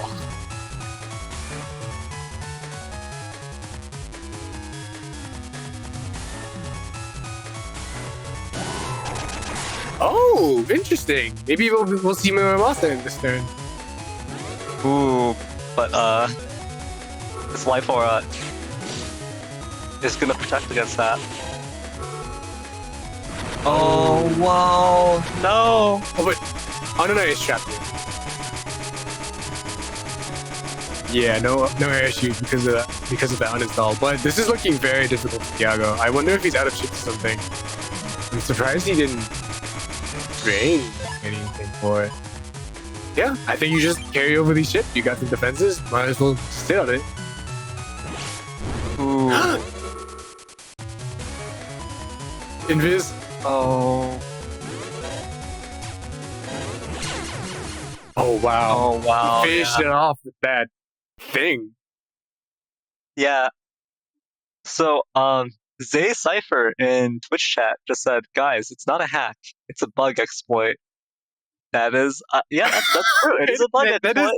It is a bug. That is a usage of bugs. Yeah. Wow. That is a good way to put it. GG's to both players. HonorNite bringing a bug that we haven't really seen much of at all, if ever. Yeah, and that bug seemed to involve some sort of sword coming out, hitting his opponent in place of his charge shot. So yeah, definitely some sort of bug sword, if you will. One that perhaps rises. That's true, yeah, because the sword does seem to rise, if you will. Some sort of bug rise sword. Maybe we could call it that. Nah. I guess you're right. But yeah, well played to HonorNite and Thiago. Good, yeah. GG's from both sides. It was an amazing match. Very close.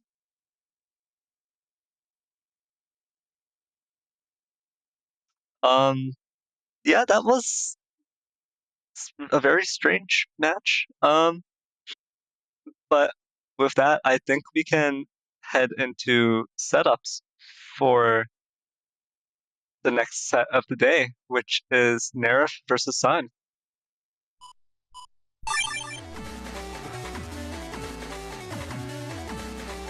It looks like we are seeing Neryth again, the second time for the day, and now we are seeing Symes, finally. Yeah, Neryth seems like a really upstanding, normal kind of player, using normal strategies. No bugs? No bugs. Yeah, no bugs. No strange bug swords that rise into the air. No rising bug swords here. It seems that, however, Symes is bringing this Giga. It seems there's this Giga called Coal Force on Symes' side. Whoa, what is that? Okay, that must be like a typo on the sheets. That must be like a that's not. Yeah, it must be Coal Army, but he just brought Force instead. Yeah, and it was shaded in as a Giga, probably mistakenly. So a really odd choice from Symes here, opting not to take a Giga chip and instead running Coal Army, and then yeah, that's strange. We'll see what happens in the match though. So Symes does have this 1500 HP air shoes setup with attack max, charge max, so really standard Gregar build right here, and it is B code. So Blast Band SP and Proto Man SP. So a lot of Falzar hate coming out here. A lot of machine gun 3s. So there's so much anti-Falzar coverage in this build right here. But I don't think it'll be too much of an issue for your side. The one issue that I thought you had was the swords, but you are running the 3 anti-swords. Yeah, I mean, anti-swords, much more reliable protection for Tengu against swords, because nothing will proc it other than swords, and you don't want to be hit by swords. It's true. And it's 3 of them. And they're Yep. waves. Yep, 3 of them. 3 anti-swords, and 3 anti-sword waves. 3 anti-sword beam attacks coming out when any one of them is procced. So yeah, I don't have too much to say about this matchup. Yeah, neither do I. It looks pretty standard from Symes' side, but I guess that's it. I wonder if this Geddon might be useful from Symes' side, though. Yeah, that is true. The Geddons might still be useful for Symes here. If Symes catches me trying to play without Tengu or Falzar Beast early on, so maybe going for like a Dust Cross turn early or something like that, the Geddon might get some good value there. Yeah, but with that, I think we're good to move on to the match. Yeah, let's jump right into the set.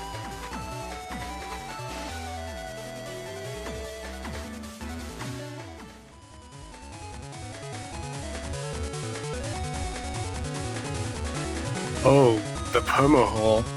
And you have all this area that you want to use. And Symes has air shoes, and you don't have uninstall. Uh-oh. I guess you're at least guaranteed the 2 hits. At least. If you go for the beast charge shot finger. Yeah, what a blessing being guaranteed 2 hits instead of 3.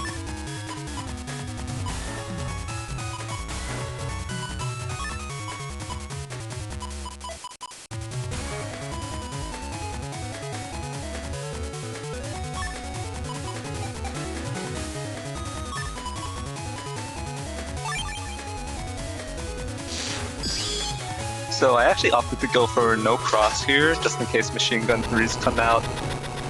Oh. Machine gun 3s might come out. Yeah, they might be coming. And you just kind of have to sit it there and take it. Oh, that was like 300, 400.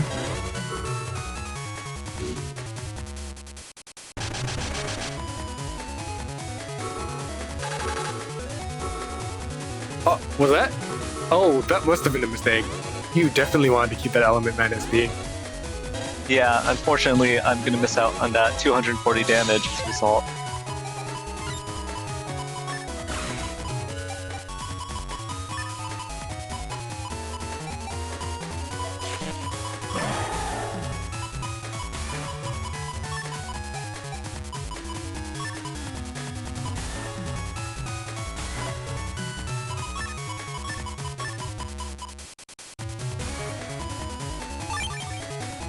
I'm guessing the Life Orb will probably offer some good protection, probably from any sort of grab banishes that might come out, but depending on whether or not that's even pulled out. Ooh, Judgment should take this area back.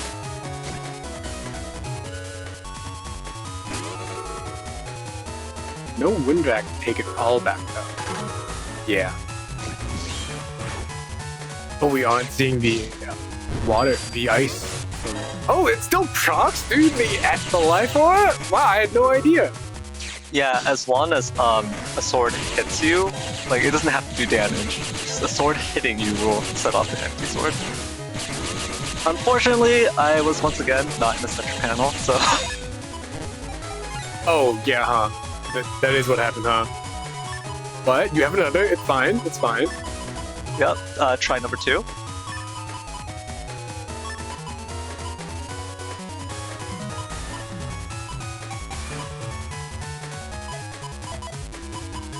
I wonder if Symes will pull one of those Windraks. It should be coming soon because it is tagged. It should be within the first 15 chips. And with Charge Cross being used here, it should be opening up his cust more to be able to pull it quicker.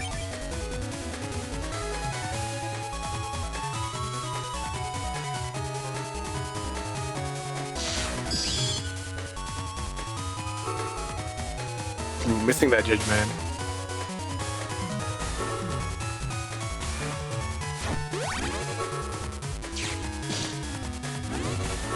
Oh. no. Okay. No. Oh, Mop Gun 3 is the tag. Oh, Cold Force.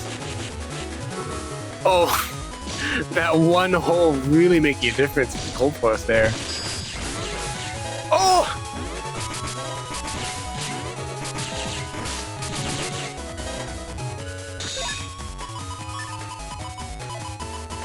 Yeah, it was pretty good that I managed to get that movement up into the center so that I avoided most of that Kernel Force damage.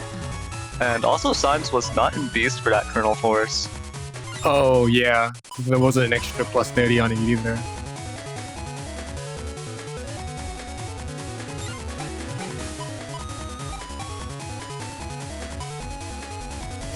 Oh, Symes does have the recovery 300.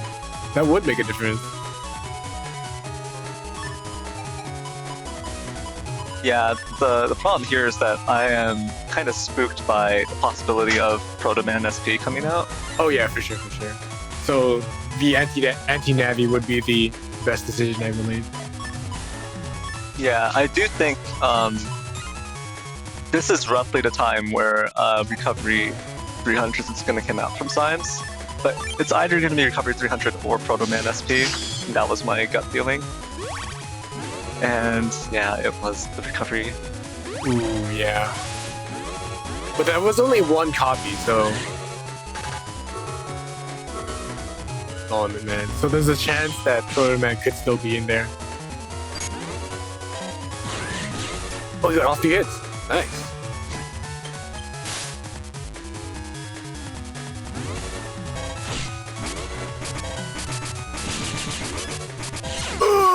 Oh, okay, yeah.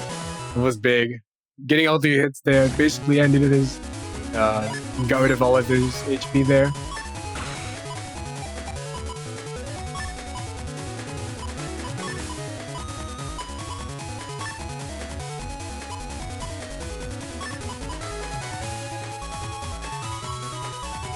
So what's actually rough about this is that I don't have a slow gauge reg, I have Spoutman. So I don't have a... Even though I have enough area to do a Tengu lock early, I actually can't get that much value out of it. Wait, what would you get if you did have something else reg? Oh, is it the slow gauge? Yeah, if I had the slow gauge reg, I would be able to abuse having this much area turn 1. Ooh, Skidden would not be getting value. Ooh, neither will that. Oh no! Symes, what happened? Wait, I don't think Symes had any reason. Oh, wait, no. I'm assuming the forward movement was to try and stop any area attacks. Yeah, so Symes wanted to stop a Tengu lock from happening.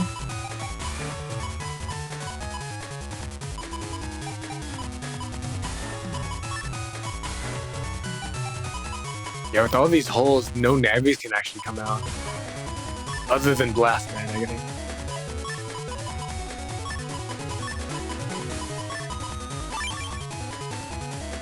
This early aura might be a huge problem for Symes, actually. If he doesn't pull a wind rack, this could be a very big problem. Yeah, Symes does have 2 wind racks though, and like you mentioned, that Blastman SP can also take care of this. So 3 potential options for dealing with the life aura.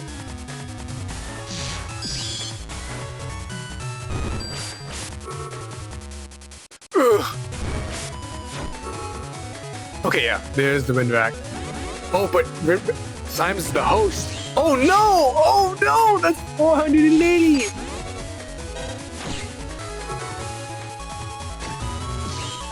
Uh-oh. I don't think he's getting his area back. If Symes weren't the host, this could have been completely different.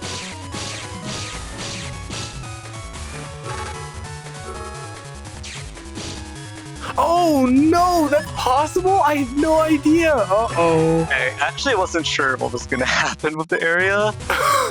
And at this point, I was kind of like, is this still going to go back to him?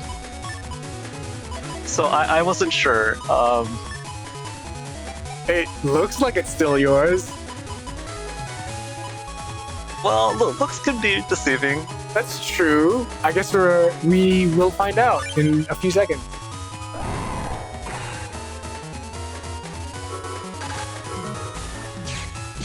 Oh Yeah. wow, yeah. Oh, but at the very end, did you see that? Yeah, it went back to Symes. So this part of it went back to him, but not all of it. So now he knows that that's just last man. Oh, you didn't TFC that? Yeah, Oh, because yeah. Last man means usually Totem Man is up next. Oh, and you will be proccing that anti sword there.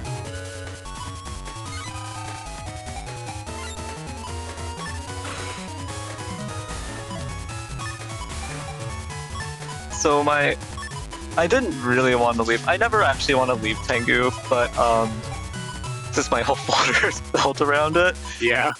But I just saw Blast Man SP, so I just don't want to get caught by a potential like Machine Gun 3 in the Proto Man SP or something.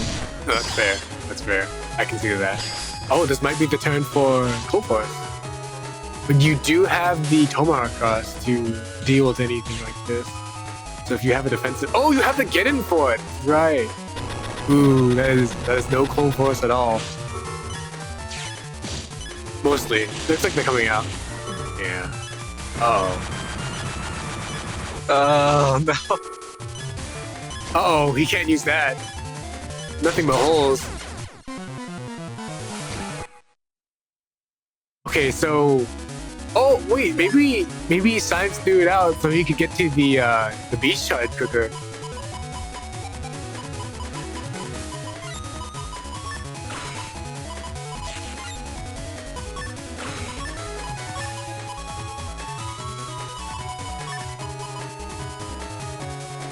Oh, I like this. Because you have Sanctuary, you can safely go into Tomahawk without being getting locked. Yeah, that's what I'm looking out for. Geddon. Oh, yeah. I'm worried about Geddon. Okay, sure. Yep, that's it. I am very worried about Geddon, so that's why I'm picking the Sanctuary turn 1. Wasn't that wasn't that? Oh, you will be dodging. Mostly. Possibly? Forward, back. Oh, okay, I guess not. Yeah, who needs to dodge it? Uh-oh, this is not very good for Symes. Being Electros? Electros?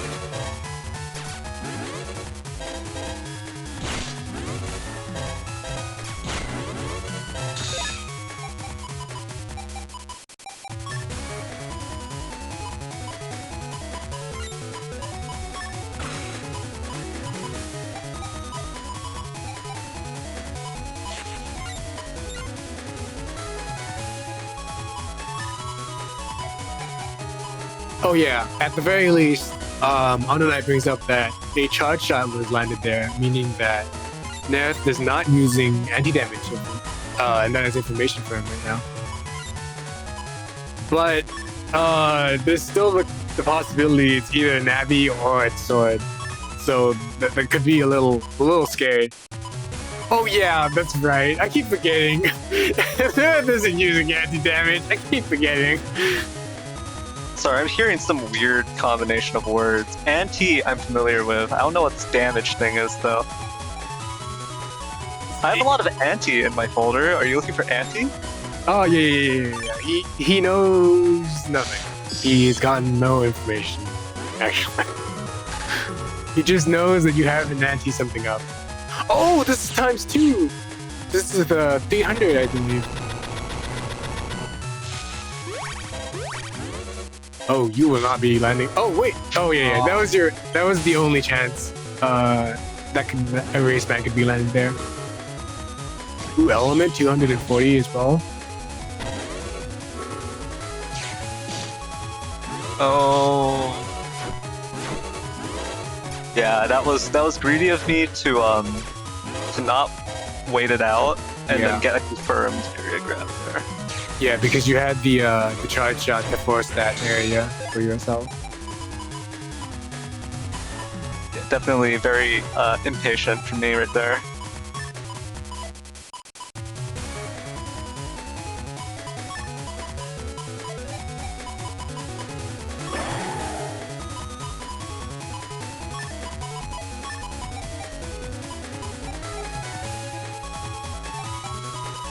But you have a lot of chips to at least take the area back as well, even if the area is taken from you. So, you do have. It should be okay to not have gotten that area. It depends on how much area Symes is packing this turn.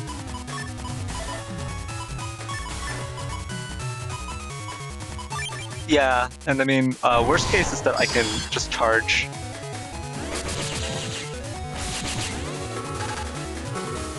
Oh no.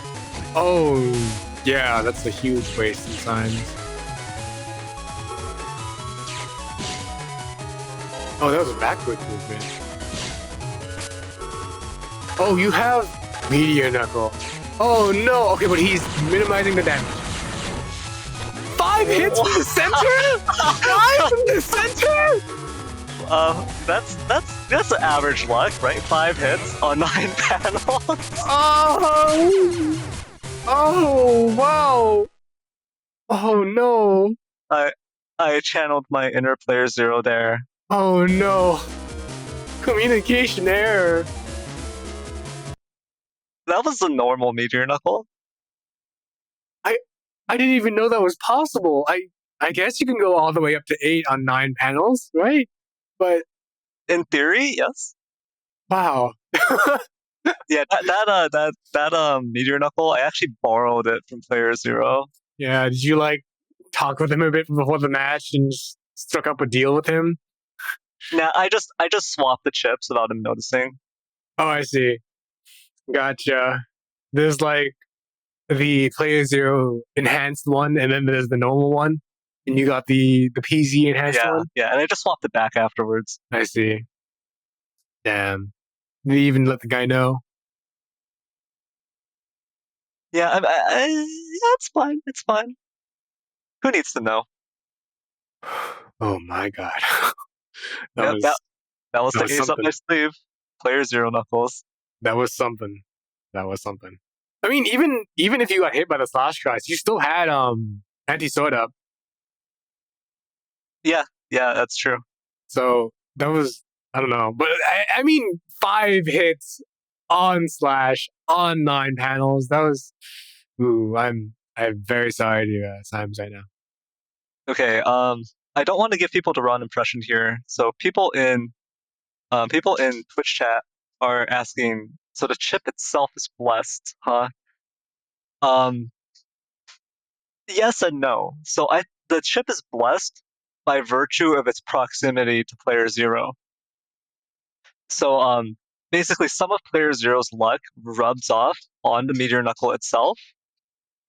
And that's what makes it blessed. So I was just even if I held on to that swapped Meteor Knuckle that I took from playerzero without him noticing, eventually the luck will fade away because it's not near playerzero.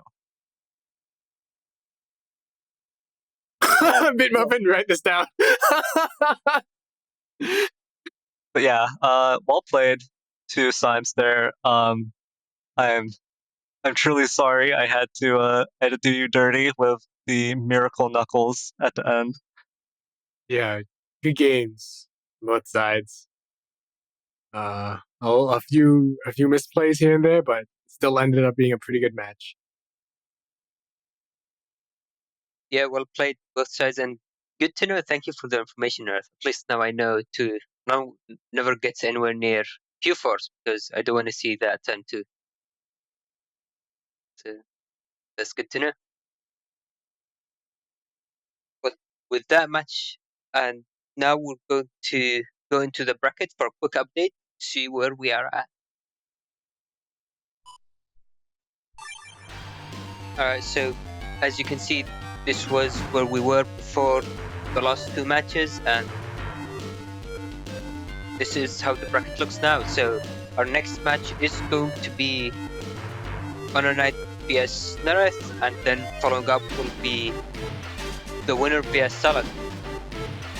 which will bring us into the end of the Win Harder bracket. But before we go into the next match, we will be taking a quick 10-minute break, and the break will also be accompanied by some Battle Network 5 gameplay, so enjoy that, and we'll be right back after the break.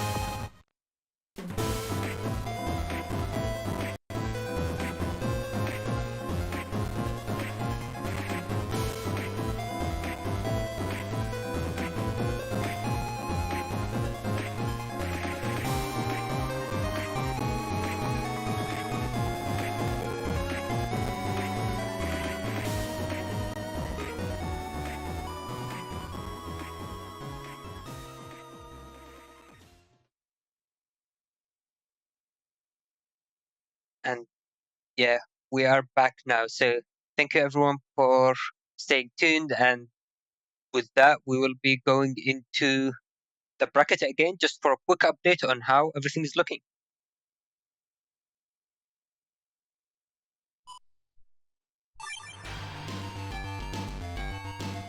So this is the bracket so far in the win harder side of the bracket.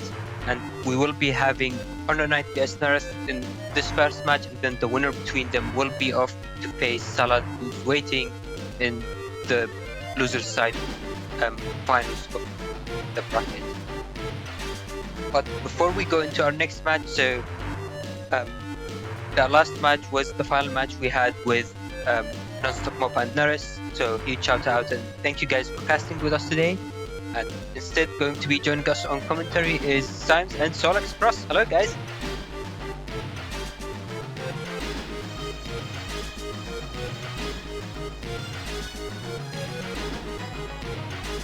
Yeah, hello.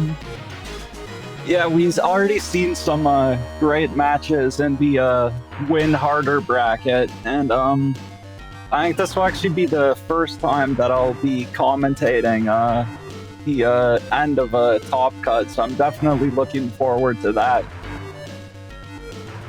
Hey guys, thanks for having me once again. I'm ready to see these bloodthirsty matches that are ending the day today. And I'm glad to be here with you, Symes. This is going to be a fun experience. Yeah, for sure. I think it's been a few cycles since the last time we were on commentary together, so hopefully Yes, sir. these final few matches will live up to the hype, and I'm sure they will. Yeah, I need to see some SoulXCrosses in chat, please. Effective immediately. This is a rare occurrence, guys. Make it an occasion. And with that, let's head into the setups for our next match for the day with HonorNite vs Neryth.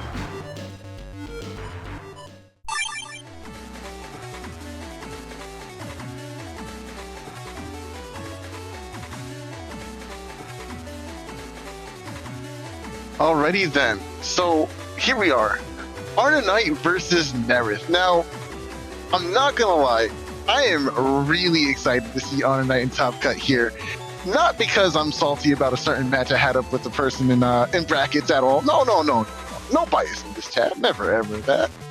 But I am excited to see HonorNite using this such a familiar cuss that I learned to love and embrace in the last few weeks.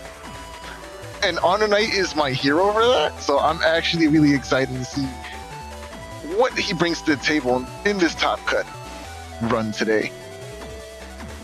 Yeah, HonorNite is my hero as well, but it's not because of that cuss he's using. I mean, that is a pretty interesting cuss. The cuss 2 air shoes, 1500 HP, only 1 charge plus. But no, the reason why HonorNite is my hero is if we take a look at that Giga chip he has, that no kernel force, no base, not even health grade. No, he's got that Bug Rise sword. Yes, sir. Bug Riser's sword is the jack of all trades, master of none. Literally master of none, because it's so hard to draw that dang chip in your first hand. You obviously can't. It's so hard to get into that win con. It's sometimes you'll win before you even get a chance to play Bug Riser's sword. And for some reason, to me, it tends to feel like Bug Riser's sword shows up the latest out of every Giga chip. I never see early Bug Riser's sword. Yeah, it is worth noting here that HonorNite is not using any tag chips, and there is a good reason for that. If you have tag chips, it actually makes your Gigas show up slightly later in your folder, or it has a chance to show up slightly later.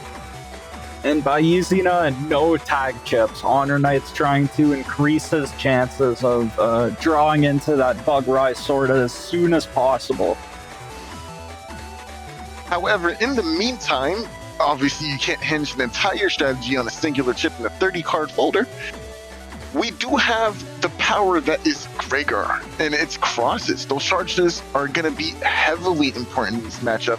5 area grabs, 2 panel grabs. It will allow him to get into their space, get some charge shots in, and put on a lot of pressure. The downside is Neryth also has a numerous amount of panel controls too, with that 4 panel grabs and the 5 area grabs as well. So it's going to be a very intense shakedown of who can maintain the area the longest and who can control it the fastest. Yeah, Neryth also has those 3 anti-swords, which could be very troublesome for the Bug Riser sword. Now, Neryth here is playing a very unique build, as we've seen already. I definitely love how he utilizes the Tengu Cross and Tengu Beast charges as well. Especially with all that area you're able to grant yourself. You can really put your opponent into tough spots and really make them think twice about going into Erase Cross, which is such a pivotal Beast Cross to have with those very nice charges. Losing access to such a powerful cross and being able to punish both intangible and traps at the same time, it's going to be a little harder for HonorNite to be able to really put a foothold in terms of damage. So you might be seeing a lot more of Elect Cross, for instance, in this matchup. Maybe after both Element Man chips and the Spell Man chips are expended, we'll see maybe some more Fire Crosses. But honestly, I think there's not much to be said. We've already seen these guys, am I right? So why don't we just hop in, unless you have another word? I do have to say, a lot of this will, of course, come down to when Bug Riser Sword decides to show up. If it ends up at the back of HonorNite's folder, or if he can get it, by turn 3, turn 4, even turn 5. It will really depend, because when he does get that Bug Riser Sword, that will allow him to completely threaten Neryth's Tengu Cross, which in a lot of ways his entire build revolves around. So we'll definitely have to see, or even if he just goes for Slash Cross. The key will be if he's able to deal with Neryth's Tengu Cross or not. All right, without further ado, let's hop into the match to see how it stakes out.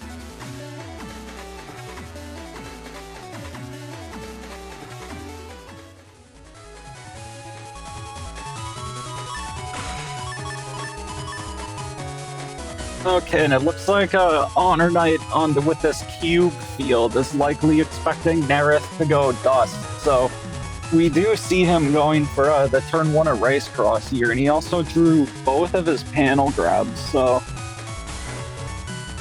this really is a huge area versus area matchup here. Both players with multiple area grabs and panel grabs, so the area war here will be huge. One going immediately for that Dust Cross and Sanctuary, putting up defenses, but this cube that was sucked up is going to be able to threaten this barrier 200 with a quick shot, of course. Oh, and this is actually pretty bad for HonorNite right off the bat. Already losing out on some area. Go ahead. Neryth is saving those cubes, I'm not sure why.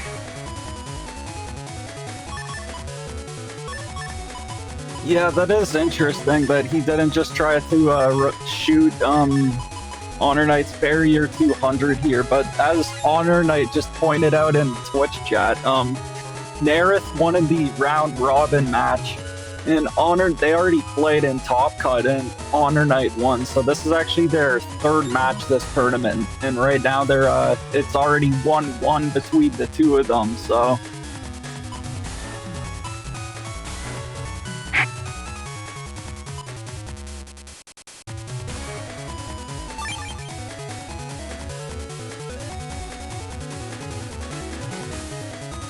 On this upcoming turn, I definitely expect to see Neryth going for more pressure with those panel grabs, and I also expect to see a lot of these panels to be broken on HonorNite's side here.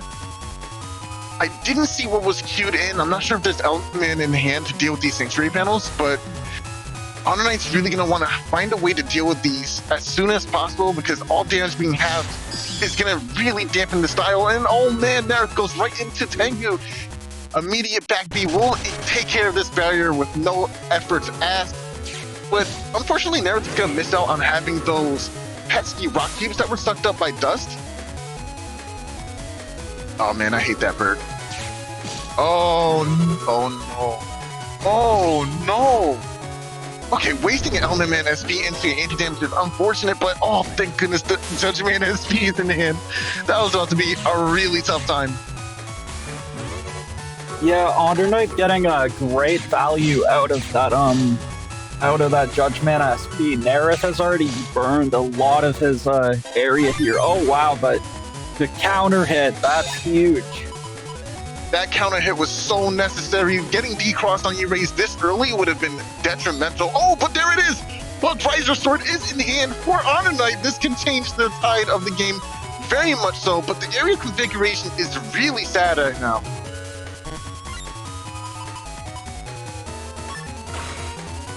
Yeah, HonorNite definitely hoping for a Element Man or something to show up here to remove this stank. It looks like he's going into SoulXCross here. Probably realizing that he might be about to lose his Erase Cross to this Tengu, and also maybe thinking about going for Elect Beast on the next turn to deal with these holy panels. That is definitely the best strategy to go with here. I know Elect Beast doesn't do a ton of damage, 190 damage and paralysis, which is pretty nice, but it's really those panels that will be dealt with that's very key for HonorNite here in terms of putting out some damage. Plus, the field isn't really favoring him at all right now. This is the perfect setup for maybe a Tengu-based turn, and there it is. Tengu Beast is in play now, so we will have to see some of these beast charges in the slow gates nonetheless. And so I think Neryth, in addition to the anti-swords, also has anti-navi and anti-recuv, so we'll have to see which one of the crops it is. I do believe that might be anti-sword, but we haven't confirmed it yet. We're waiting for a shot. There it is. Yes, it's anti-sword. Well, no, it could still also be anti-navi or anti-recuv. He has no anti-damages at all. Right. That's so true. Okay, so is it the anti-recovery? We do see a Recover 300 in hand for HonorNite right now, but there's no reason to go ahead and use that. You're only down, what, like 160 HP at this point in time because you started with 1500? No reason to rush into that.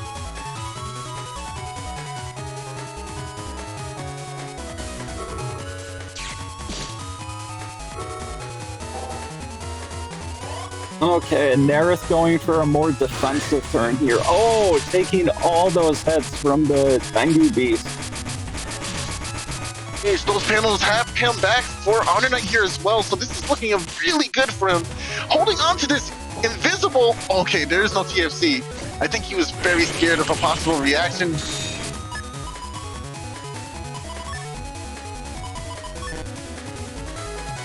Unfortunately, Neryth does not have the movement and dodging wind hitboxes like my co-caster friend over here who just does it, on a whim. It's Tuesday for Symes out here, but for other players who are only human, unfortunately, it's much harder to dodge wind hitboxes.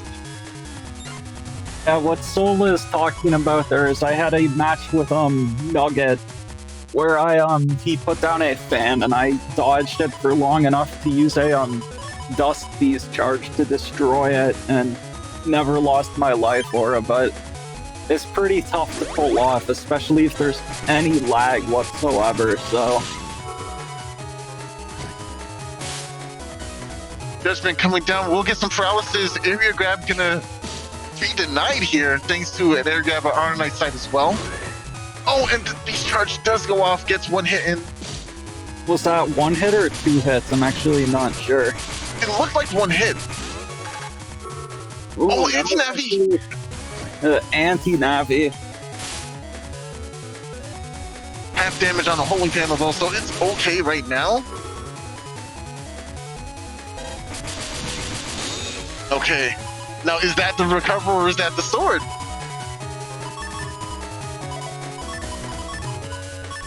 And it looks like HonorNite is still not taking that Bug Rise sword. He's content to just stay in SoulXCross here. I honestly think this is for the best. You already know your opponent in this matchup is playing multiple copies of Anti-Sword, so you don't want to put yourself into the position of using your Giga Class chip and then going into a trap like that and taking 300 for your troubles. Stay within a cross that you know you can do some great damage with, because SoulXCross is amazing. Play the footsies game, get into your hitboxes, and you should be straight.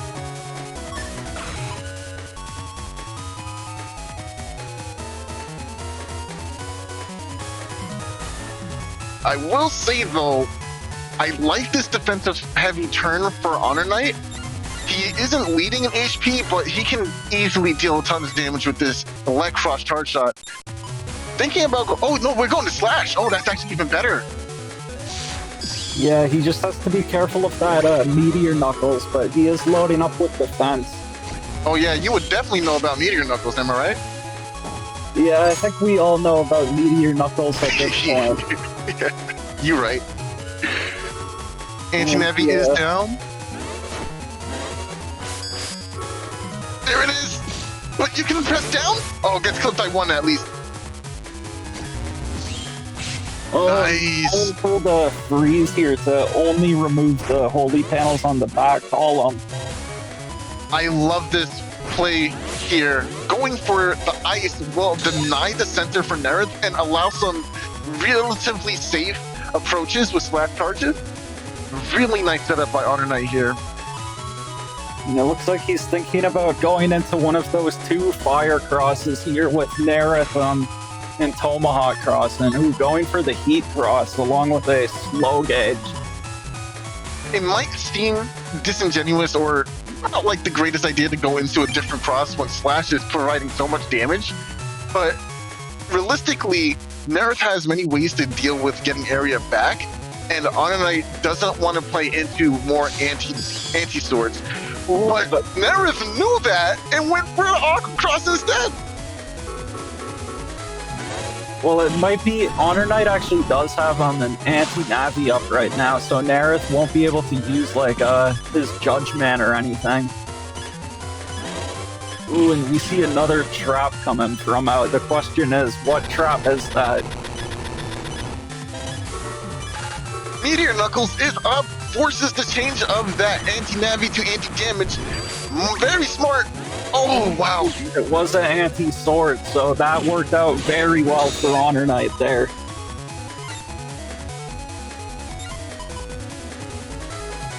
Changing into Choo-Choo Cross is pretty important right now. I feel like just being, oh wait, no, there's baby in play, right? So I guess not. We saw the anti-swords already. There's one more anti-sword waiting in the wings. Unless it might already be gone, but this actually went. Neryth actually missed both of his anti-swords, because the first one got used when he was in the top row, and the second one got used when he was in the bottom row. You want it to go off when you're in the middle, and there, yeah, we see HonorNite just close it out with that Bug Riser sword at the end. Really efficient work from HonorNite, still closing it out with the buster shots, getting the kill, not waiting for charges, finishing it as fast as you possibly can. You don't want your opponent having another turn, especially when it's a player like Neryth.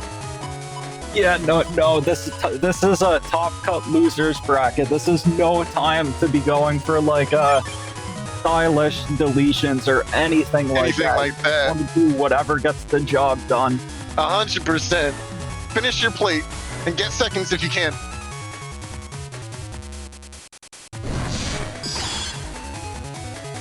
Oh man, here we go.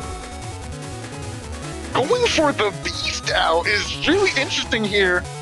Gonna have the defense for baby, of course. We're not trying to take any of that.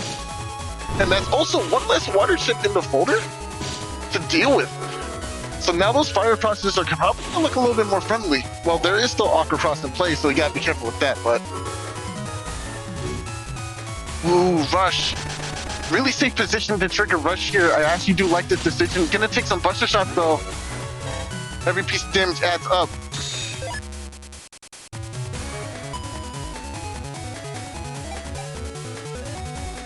I'm unsure how I feel about taking those slow gauges there. That was both the slow gauges, right? Yeah, but I think Neryth also has slow gauges, doesn't he? But now Neryth has full control of when he wants to use them. But of course, it's also impossible for him right now to know that both of HonorNites are gone. I'm not particularly happy about going Beast Cross turn 1 and not getting any kind of value out of it, but that's what happens when your opponent has Life Aura and you have no ways to deal with it on turn 1. If Life Aura wasn't in play here, you would have seen at least 400 damage, or maybe even 200 damage if Neryth is lucky, coming out from those beast charges there, because normal beast charge is actually quite good. Oh, he got it! Nice. Well, okay, HonorNite manages to avoid the Element Man SP on grass, so he's only taking 240 here. He rears its ugly head once again and takes another Mega Class chip. Oh, you hate to see it. And so HonorNite's just going and using all his area grabs here because now Neryth can't reach him. Very smart. Gonna camp that back row, make sure nothing happens to our sneaky race baby here. We don't want him gone. We need him as long as we possibly can hold on to him just to push out at least some more damage. Going for a Windrak here is pretty interesting in my opinion, but it will allow you to get set up on with something like a Judgment follow-up. But I don't think he has too much to fear. I think it's relatively safe to go for a Windrak now. Especially with this barrier 200, if Neryth does try to use something like an Erase Man or a Judge Man, HonorNite would be able to just TFC the barrier 200 and the Windrak would be confirmed on this Life Aura. Ooh, but Neryth can now try to get the forward stuff. Oh, there it is, D-Cross, only one hit though. Oh, nice read from Neryth, stepping back, knowing that stepping forward was going to be the option HonorNite chose to go with. Oh, and we get a clean hit, so that might be anti-recovery or anti-sword, we're not sure just yet. Yeah, and that was very smart by HonorNite, waiting until the very end of the turn to use that barrier 200. Actually using the Buster first to cancel his beast charge of it. And so we'll have to see what Neryth decides to do now when he's paralyzed. Will he cross cancel or will he just stay in Tengu Beast? Knowing Neryth, he's staying. He doesn't want to cross into something. Yeah. That makes the most sense. Element Man will go ahead and deal some damage.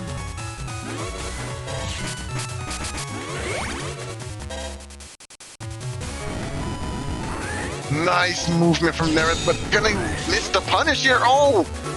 HonorNite steps back into it and takes 2 hits for his troubles. Oh, wow.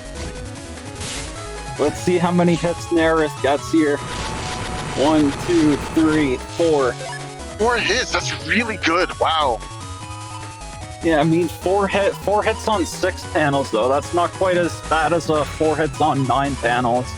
Yeah, and, or 5 hits on 9 panels. Yeah, I mean, that's getting into a PZ territory there. I was hoping you said it.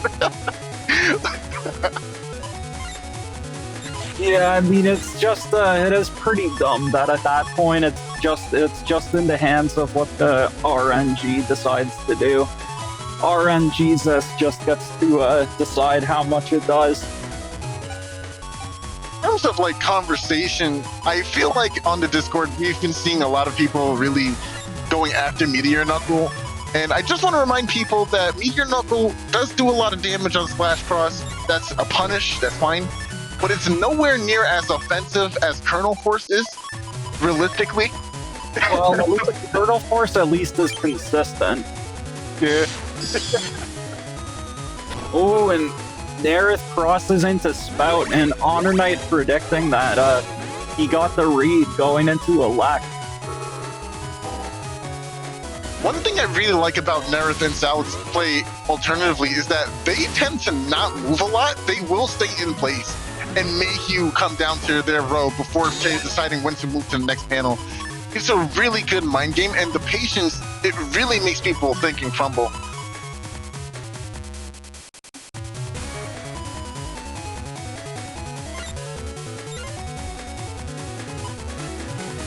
And so the worry for HonorNite here is I'm pretty sure Neryth has a trap up. Yeah, and the question is that the anti-recov?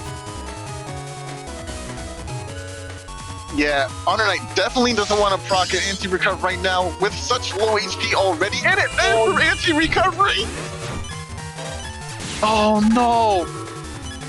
Anti-NEP, if it does come out though, Judgment will do some piercing of the invisible flashing state, but it's not going to paralyze Tomahawk users, so... But HonorNite does have a lot of his own area here, so this actually will completely deny Neryth's Tomahawk Cross. So even being a lack against Tomahawk Cross, when you have the area advantage, it's actually really not that scary. Neryth using charge shot in the back row there, very menacing. Sometimes you just gotta threaten people with the axe from far away. HonorNite is down to his last 4 chips here though, and he's down by about 700 HP. The question is, what does Neryth have left? Does he have anything left to finish off HonorNite here? I don't think we've seen many of the anti-swords until this point. I think we saw maybe 1. So I do expect to see another 2 anti-swords coming out in this turn, or in the next few turns alternatively, because we all know that Bug Riser Sword is the end game for HonorNite here. Not necessarily. HonorNite might be fine just staying in Electros here and going for those lightning charge shots.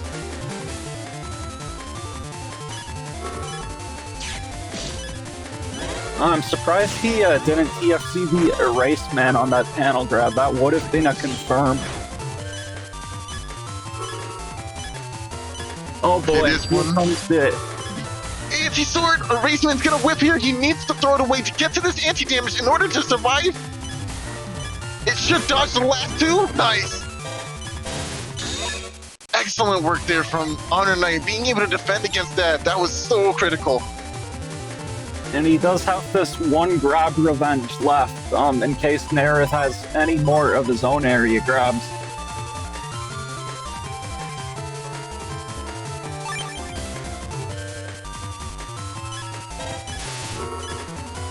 Air grab, there it is. And he has the other. Do you wait? Do you wait? Nice. Okay. But if Neryth has 1 more panel grab, this could be bad news anyway.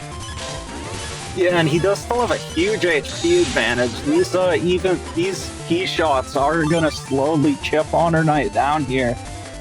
So it's just a question of how many of these charge shots can HonorNite land. The player with the better footsies will win and prevail in this round. Who can step outside of the hitboxes better or more consistent?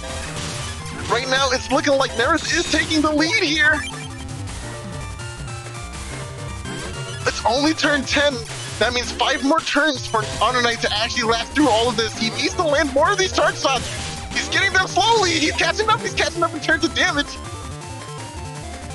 And yeah, I don't think Bug Rise Sword is gonna be getting used here. Not at all.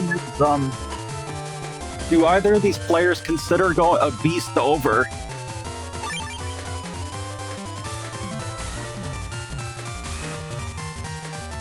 Neryth struggling to finish his plate here. Goes into ground cross. I like the idea, but it's very risky because this is a punish, a massive punish from the charge shot. Very good movement and finishes it off. Oh my gosh, what a set! And so HonorNite takes it. That was so close at the end there.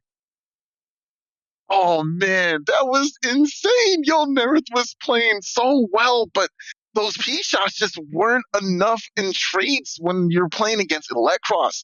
Definitely showing why that cross is so dangerous and why you should pack at least 1 wood chip in your folder other than Element Man or SP. Definitely a cross to watch out for. Yeah, definitely that just that thunder line nuke charge shot is very threatening. It comes out pretty fast. It doesn't have like that much cooldown compared to a heat cross and elect cross. So it ends much faster. You could start charging it again sooner. Yeah. Elect cross is definitely one of the stronger options in Gregor's arsenal. Unfortunately for HonorNite, the dredge is not over because next in these shark-infested waters is the team player killer herself, Salad. You know, you got to go up against a Titan in the loser bracket. So here, let's go right to it. Yeah, this is HonorNite is putting together a pretty good losers bracket run, but this will probably be this is his next big test, and we have a double VOD as well. It looks like, but we're getting ahead of ourselves here. We need to go into the setups first. Now, as far as setups go, Salad is playing the usual B code with a twist. 4 chips have changed for this week, and that is the white capsule that isn't usually there. I think there is Neo variable, and I forget what the last 2 that changed up this week was. Oh, the extra grab banish. I think she actually usually has a base anomaly as her Giga. Yes, that too. Code. And those are the 4 chips. There you go. We did it. Problem solving. Yes, but we're going to see if these shakeups and the changes in this list are going to make or break this round for her. HonorNite does have a huge hill to climb up because obviously he needs to drop Bug Riser Sword earlier in order to push great advantage with it. But we're also talking about Salad, who has 2 grab banishes and a Judge Man in this folder. So HonorNite's going to really need to play his panel grabs and area grabs very well if he wants to maintain advantage at any point during this match. Yeah, HonorNite does have these 2 Recuv 300s, but he only has 1500 base HP, which with the power of B code could tear through that 1500 HP in no time, possibly before HonorNite ever even gets his Recuv. So it will definitely be a question of whether or not HonorNite can outlast these B code combos, and if he ends up being able to defend against them. He does have quite a bit of defense in his folder, so he'll have to make very good use of all his defense. Top it all off right there in the hand, in tag, and of course the reg double point. We do have the B banish combo, which does an insane amount of damage with Tomahawk Cross.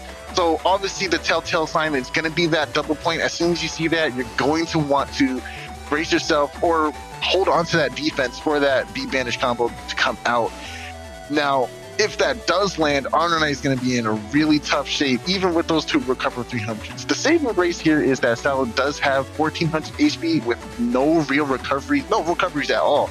Not even roll 3 or 2 in this folder. So if you are able to whittle down that HP as fast as you can, there's not going to be much for Salad to do to come back from that. Yeah, for sure. That's where having a Kernel Force instead of the Bug Riser Sword might actually be a lot better, because if you do land Q Force on that 1400 HP, that's going to take out most of it right there. But BRS is definitely will more slowly chip away at it. So we'll have to see how HonorNite ends up playing this match. And I think with that we can get into the match.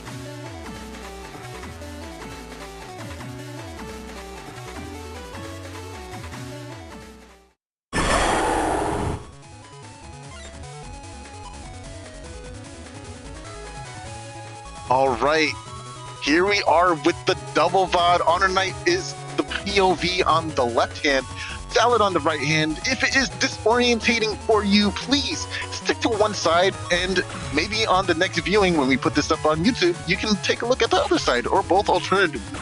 But for now, try to stick to one side and maybe just take a look at what's happening in the hands as reference.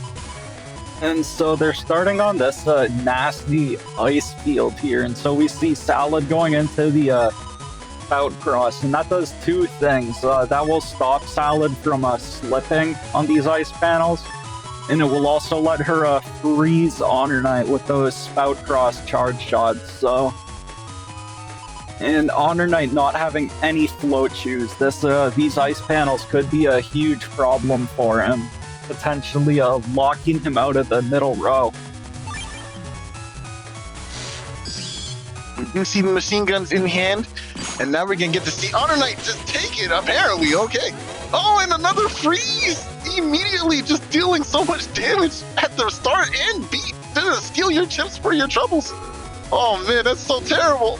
And rush! Oh my goodness. All the pets are attacking you. Jeez. Yeah, this is that was a great turn one for Salad there, already dealing over 500 damage to HonorNite without getting touched at all. 520 to be exact. That's some crazy damage that you just pushed out, and then you ended the turn. Like that's not fair. It's not fair. Yeah, and it looks like HonorNite here is opting to keep that anger. So the reason why he has anger is because if you're paralyzed, I think for it's about longer than 120 frames, you go into anger, and the paralysis from rush lasts 150 frames. So that's more than enough to cause this anger status. Wraith Man ×2 will deal with that trap as well. Very nice call out here. I like the 240 from this. It is definitely a way to step up into the next or into the brackets at all. This is really scary for HonorNite, of course. Yeah, he might have been expecting Salad to switch into Dustcross here, because we also have those two ice cubes on the field. But fortunately for Salad, she stayed in Spout and only took the 240 from Meta Race Man. And it looks like it's actually now considering going into Dust.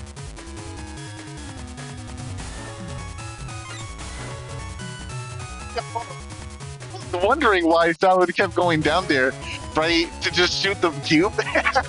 And it seems like she was just so surprised that the ice cube didn't take up the ice panel underneath it when she shot it. Yeah, that's very strange. I don't think I knew about that either. That's It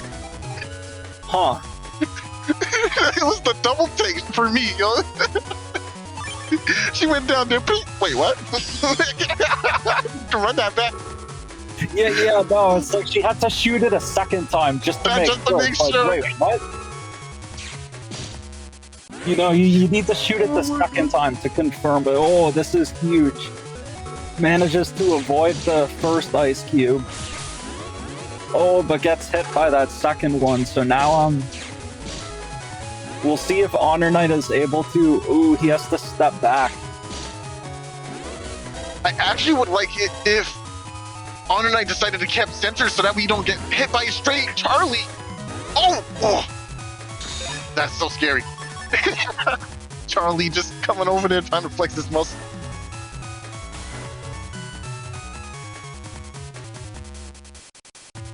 And it looks like even against this, okay, yeah, there's the elect. But going elect against this B code folder is pretty risky as well, because Salad has those two high boomers and the risky honey. It could always just go into Tomahawk Cross, so in this matchup, going into elect is very scary. I gotta say, I do like the idea of bringing Proto Man and the White Capsule on top of that, because you can immediately follow that up with the Boomer and the Mega Man, the Blast Man SP. I almost said Mega Man SP. And then, obviously, that's a lot of damage out in this turn. This is why White Capsule at 1 in most folders would be really good, actually. It just makes combos appear out of nowhere. Yeah, I think bringing out the Mega Man SP chip here would be cheating. Oh, you think? Actually, that would be an R code, right? Yeah, for sure. or S for Saito. I guess I would just be in J. Oh yeah, true. Jump. Oh, but okay. Oh wow, he could have TFC'd the anti-navi there on that Proto Man.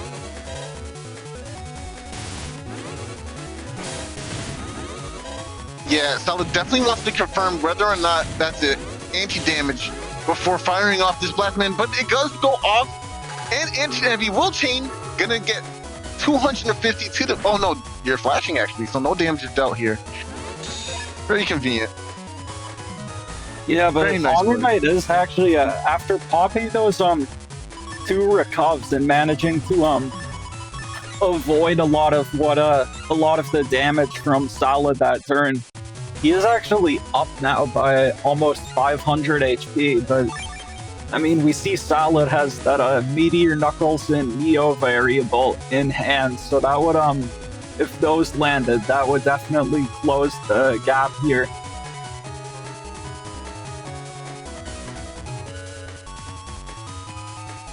I do like the decision here going defensively with the Life Royal turn.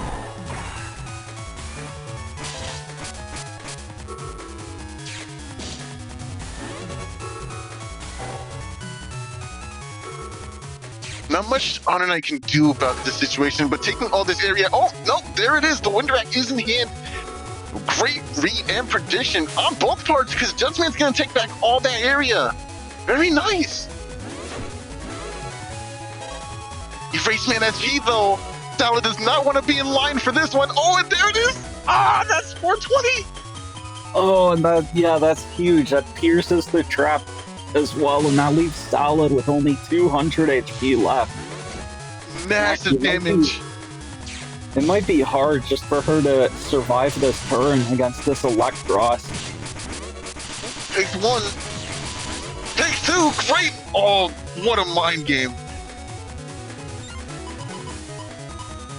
No, again, no recovers in the hand. This has to be done right now if Salad wants to win. The intangibility that she has from this Invis isn't going to last forever. So I do think going for... Oh, I think going for the Invis first would probably be better. I don't know, though. But possibly getting... Yeah, okay.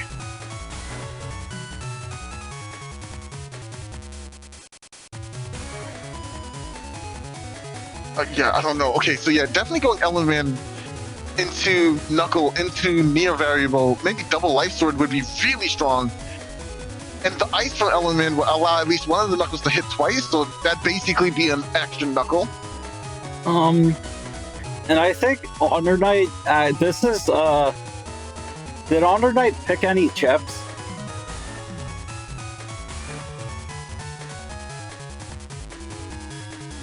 Oh man, this is really, really tough sequence here. I think HonorNite might have accidentally loaded in with no chips. He's fine. He just has to press the D button one time, you know?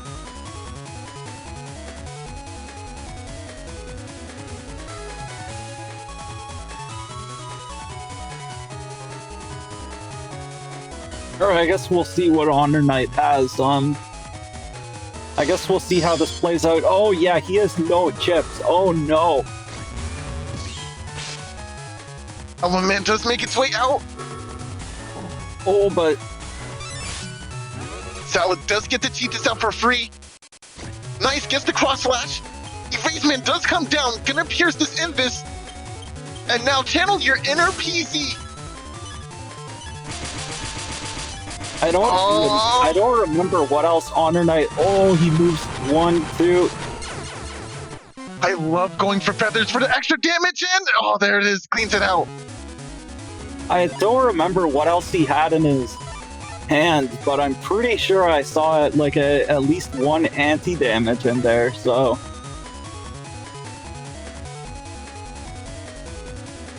Yeah, that's extremely unfortunate for HonorNite there. But what a comeback by Salad as well with the oh wow, anti-damage, invis, and life aura. Yeah, that's oh wow. Yeah, that's definitely a turn, I would say.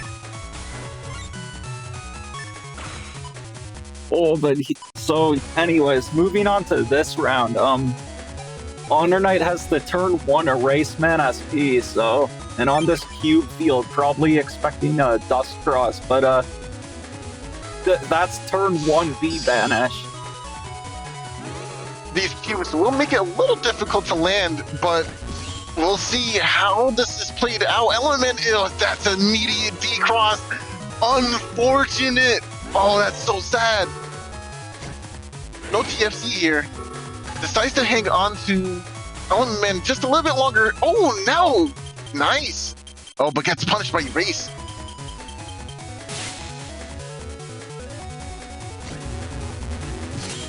Element Man grass here will allow Salad to move around normally. Oh, and I think Salad stepped back and took a double erase charge shot. She sure did. Oh, I love this positioning by HonorNite right now. Oh, I love this positioning. These cubes gonna go ahead and block those bees. That was so nice. HonorNite's like, yo, this rock cube got HP, bro. I'm just gonna go ahead and move over you. Yeah, I think bees only do 1 hit on objects, and yeah, that cube completely blocked the bees. So this was a huge turn 1 for HonorNite here. Definitely would have been way better if those cubes could have been removed by something like Erase Man, but that option wasn't available to Salad at the time, and they needed to be able to get through the rest of their folders. So I don't disagree with what was chosen, how it was chosen. It's just unfortunate how things shaked out. And so now we see HonorNite going for the Erase Beast here.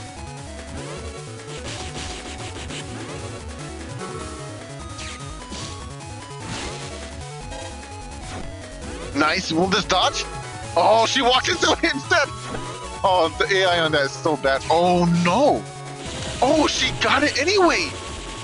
Yeah, but HonorNite has this last area grab to avoid the getting Tengu locked, and so now he keeps his erase. But this I also is like pretty scary here. Very much so. I also like that HonorNite stepped up to take the rock cube to the face instead of letting it go through. Getting locked into that position right now would be bad, even with 1 panel grab in your disposal.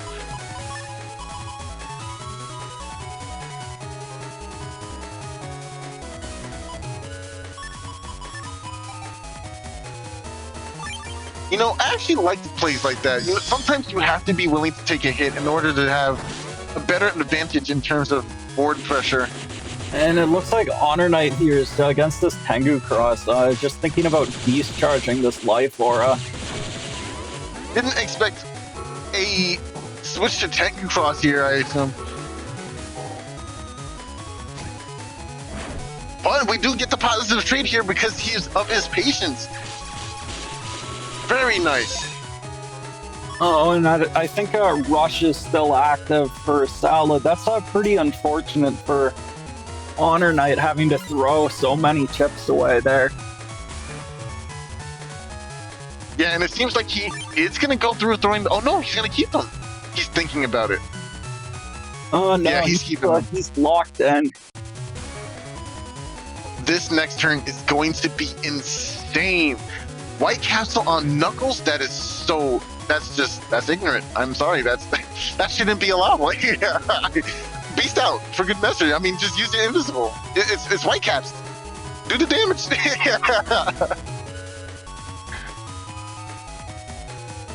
So we'll see if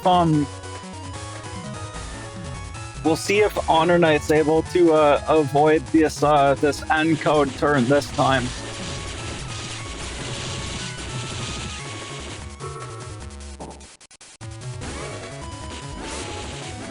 Oh no, the baby sword.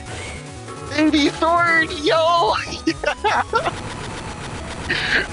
There goes the Meteor Knuckle, but invisible will TFC towards that, of course.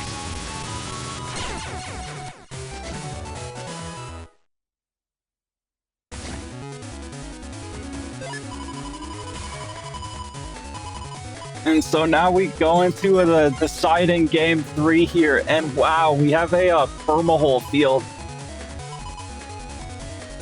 This is actually much better for Salad here because obviously Bugrider's Sword wants to be all up in your face, but this makes it much more manageable to control the area.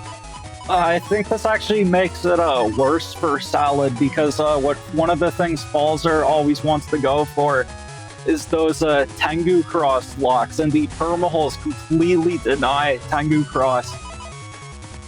I think that's fair, but at the same time, like, that's not the main win con for Salad here. She only has 4 grass, first of all, so the likelihood of that happening isn't that, like, it's not huge, right? It can happen, that's true.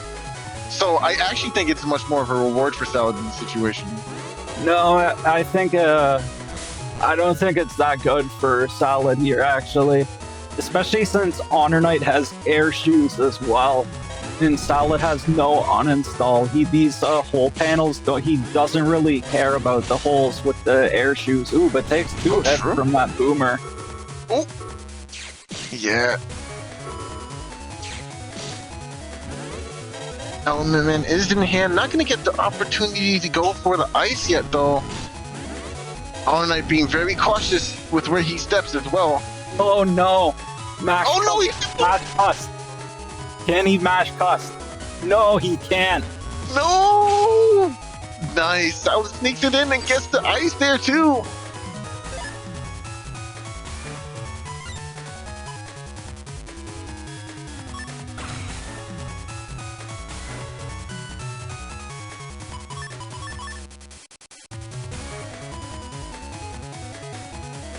Okay, yeah, this is definitely an interesting turn too. Going for anti-navi into anti-damage is pretty interesting.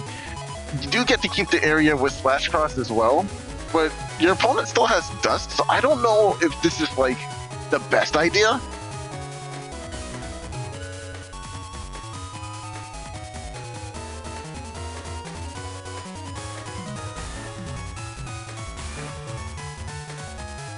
Yeah, it looks like they're both players here are really considering their options for this turn. And it looks like now HonorNite's reconsidered the slash and is thinking about going into a race instead. I definitely like the reconsideration here. It seems alluring that you have this +1 area, and you do have area grabs in your hand as well, but you don't know if your opponent's going to leave dust just yet, and it'd be a shame to lose it for no reason. Yeah, although Salad is actually switching into Spout Cross here, but HonorNite's probably expecting that she's gonna stay in Dust. And so yeah, I think this Erase Cross is definitely a safe play. Yeah, it also threatens the idea of going into Erase Beast in the following turn as well, so... Oh, Grass Panel! Oh! The counter hit.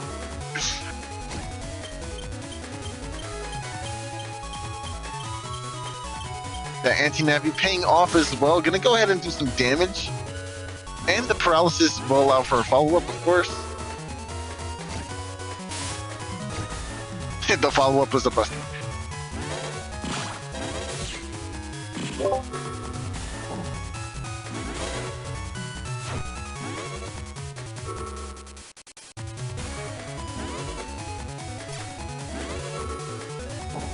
Both players locked in on defenses in hand. They're probably mind gaming each other too.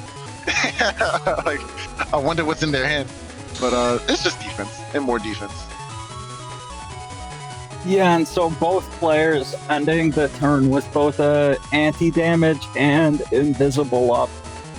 And there's that BRS. I don't think we've actually really seen HonorNite use it in this entire set.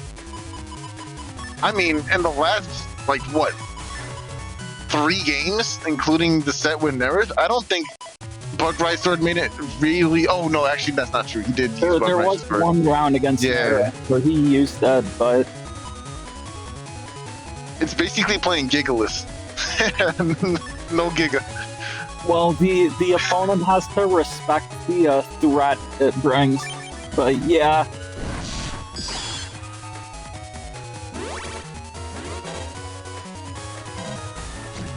So the into Tengu is really smart here. Gonna go ahead and Beast Charge. Does connect, Oh, and get punished with the out of machine gun, it. man. Oh, this is huge. The lazy bee. That's so sad. Oh, wow. Well, that would Wow. have been the game, right? Yeah, no, that would have definitely been like GG. Oh, wow. That's so sad. Salad, are you not paying your workers? What's going on? Like, what's happening? They run into cubes and like obstructions, and they don't want to hit their full hits. Like, what's going on? Pay your workers.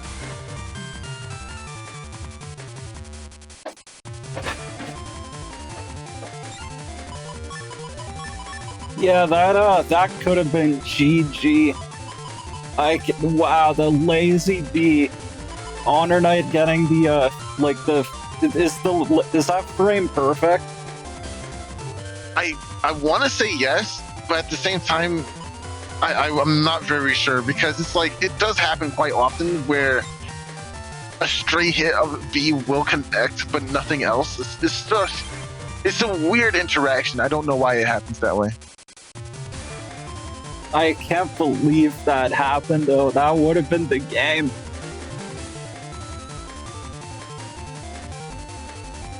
I will say though, I'm a little surprised. I mean, okay, well, it's just so hard to hit the B Vanish combo nowadays. I feel like, because it's so telegraphed now.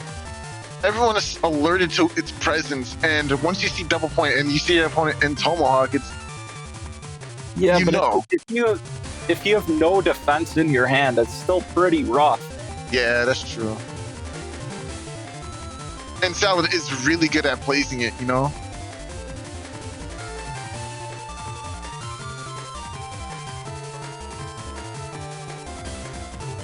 Salad in Twitch chat is saying it is literally frame perfect for lazy bees. So yeah, okay, so it must have been frame perfect movement from HonorNite. I don't ever think that's on purpose though. Like, it just happens. Like, No, there's no way that was intentional. yeah. Either that or HonorNite is like an actual god. And he just got clipped.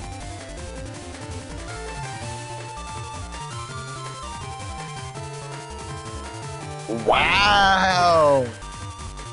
Salad. It wasn't clean movement like Josue, for example. Yeah. Ooh, taking 2 of those thwacks. Taking another thwack. Oh my goodness.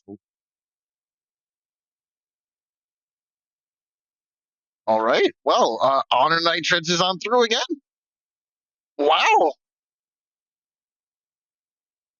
I guess that makes up for what happened at the end of the first round. Yeah.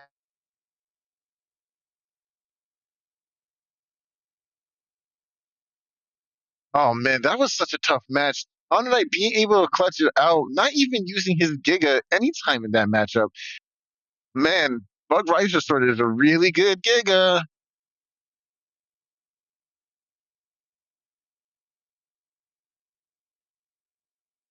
And yeah, well played to both sides. And now with that, let's take a look at the bracket and see where we stand. So as you can see right now, this is where we were in the bracket just now. That was the final match of the Win Harder bracket, and HonorNite was able to fight his way through all of these rough matches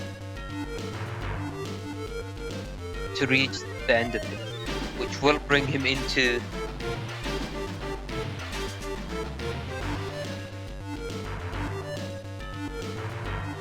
the winner's side for the grand final. So playerzero was waiting from last week's stream, and now going to see HonorNite climbing his way through and going into that final revenge match as well, because as you can see, there was an earlier match and it was playerzero who put down HonorNite into the losers bracket. And with that, let's go into the setups and see how it goes.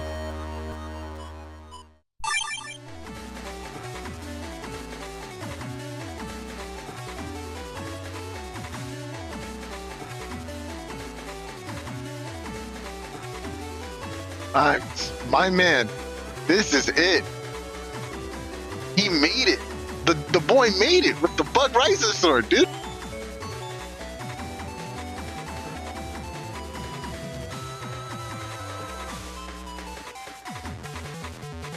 I think I was a bin. That's okay though. So HonorNite here with the Bug Riser sword setup. Against playerzero. Now this is definitely a run back, right? HonorNite was sent into losers, if I remember correctly, by playerzero? No, I don't think that's right. No, okay. No, yeah, it is right. Yes, that's right. So the way it worked in this tournament is actually like the best story. In round robin brackets, PZ was defeated by HonorNite. However, in Top Cut, PZ got his revenge successfully, sending HonorNite back to the depths from which he came. But HonorNite didn't give up. He strove through and persevered through every obstacle in his way to make it to this moment right now for that salty run back. And that's what's so beautiful about it. It's just a salty run back, and I love it.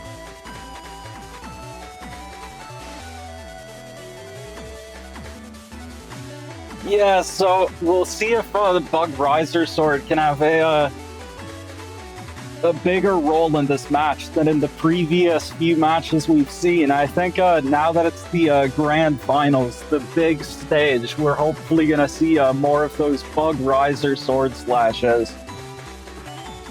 You know, I've also got to point it out. I think playerzero's obviously been here like multiple times in grand finals position. He's very used to this position.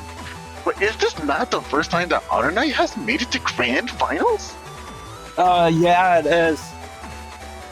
HonorNite has been playing out of his mind this tournament, and it really shows. Here we are in grand finals. I want to interview the player. Man, looking at PZ's setup, I think he's more than well equipped to deal with anything that HonorNite throws at him. So it's like, you have the Spoutman SP for those fire crosses, Aqua Swords in there as well, which is still very scary. Fire hit in there, elect pulses in there. This is going to be a crazy, crazy showdown. And of course, HonorNite's been really loving himself some elect cross, but here in this build, we do have the Risky Honey 3. So he's going to really need to pay around that.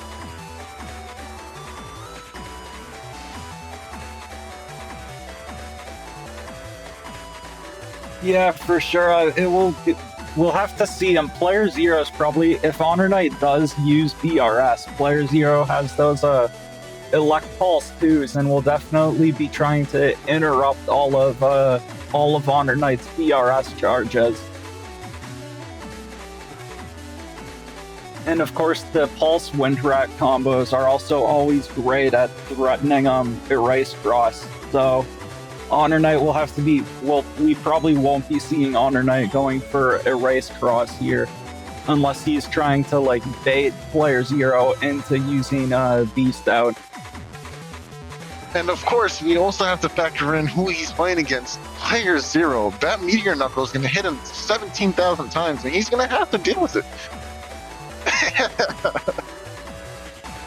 There's not much else to really be said. We've seen these Titans go at it before, and we're going to see it one more time in the actual showdown finale between these two. Maybe we'll even get a bracket reset. Let's roll the clips.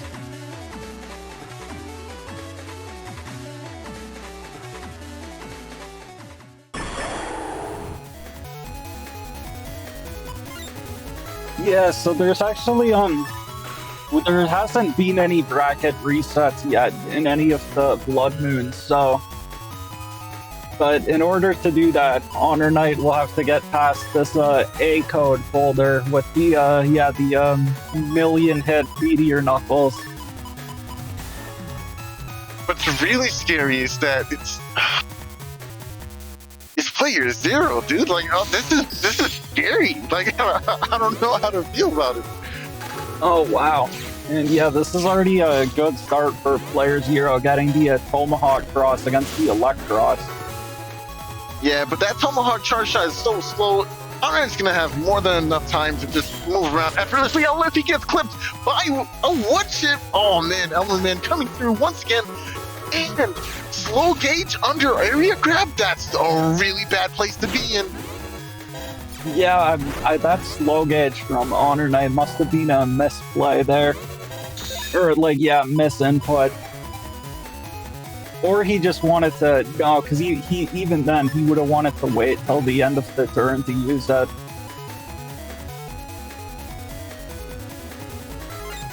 So, I do like the idea. It's not visible now, but he does have a barrier 200 up. Yeah, I do like the idea of going for this wind rack, especially since you have another one in hand for the next light bra. Just deal with that damage on that barrier immediately, get rid of it, and then just start pushing advantage. And he goes for the right cross change, playerzero, making stepping back right on time too. That was the only way he was gonna avoid that erase man. playerzero, oh my goodness. The best player, apparently. Oh, how did he dodge that? That's not fair. That's not fair. That was fire in your face. How did he have time to dodge? And punish? I'm so upset. Okay, yeah, you deserve that whiff. No bias, by the way. I don't know. It sounds like a lot of bias to me. No. We don't have bias on this stream. Come on, guys. Bias? Oh, and there's that bug fix already. What is this, turn 3? Must be nice. Yeah, without ever going into SoulXCross and going for a beast out here with the Risky Honey, and the Pulse Windrat combo. Now the thing is, this game has just started. HonorNite is still very much in this game. He still has his 2 recovs he hasn't used. That will take him back up to almost full HP. Absolutely. It ain't over until it's over. And yo, shout outs to Josue in Twitch chat.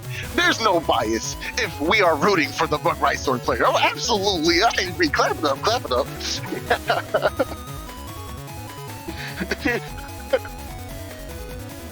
Oh my gosh. And I have to agree with you too, GT210 in YouTube chat. I am very based, not biased. 100% agree. That's not biased either, by the way.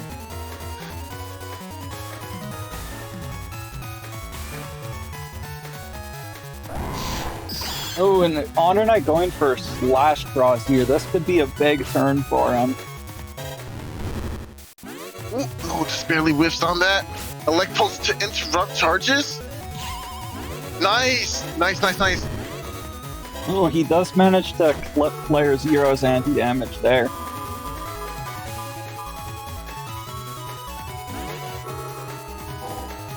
Oh, life roar does go up though. So are we going to see a change to Tengu in this upcoming turn? Tengu backbeat is notoriously difficult to get while in beast out. It's just very hard. Oh, but there's another wind rack, so we don't really need to do that. Never mind.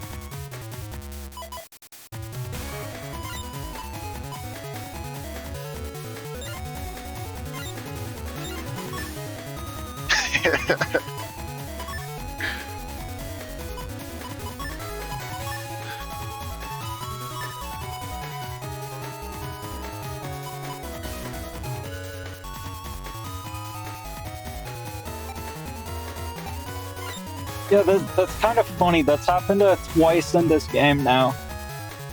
Where first we got the frame where the HonorNite's barrier 200 was still there and wasn't visible. And now it happened with Life Aura. It's really annoying when that happens, because yeah, it can definitely throw you off. Yeah, but Salad brings up a point. It doesn't flicker. So, is it really gone? Like, I don't know. Well, I guess we're gonna have to find out, right? Yeah, it's still there. All right. What happened? PZ having to deal with extra layers of mind games. Oh, and he does get the wind rack on the Life Aura. And will he get the Spout Man? Ooh, no, he's not going to be able to get the Spout Man. Oh, No, but you're gonna get spell, man. Oh no, you gonna take it. Nice. Okay, both players using invis here, and HonorNite, there's one of those recovs. And suddenly, yeah, that's one turn, and suddenly this is already a much closer game. I love that playerzero continued to camp forward even after the invis was popped, because he knew there was a chance that area grab could have come down again, and he needs to protect his area as much as possible. And suddenly, the encode combo is in his hand.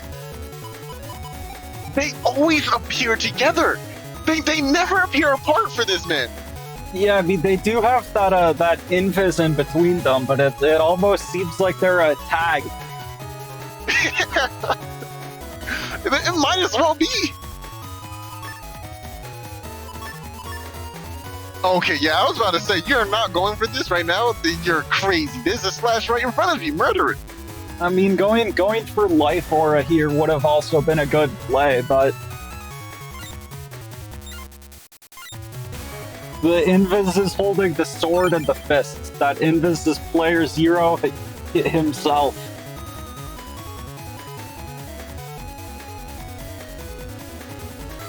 And so yeah, we'll see if HonorNite has any defense this turn for the meteor knuckle. Yeah, he self.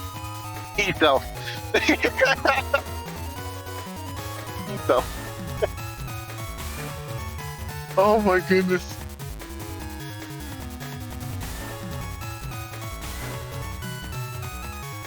Oh man, this is really tough. Meteor Knuckles is not something to be taken lightly.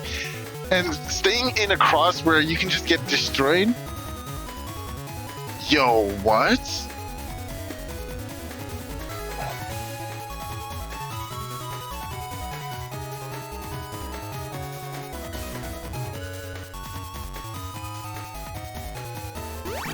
Okay, so we have confirmation. Popping off his other recuv. We have it confirmed in Twitch chat that playerzero is in fact in this chat. No, delete that. No. Oh no! Whoa! Got it. 2, 3. Oh, only 3 hits. Only 3 hits.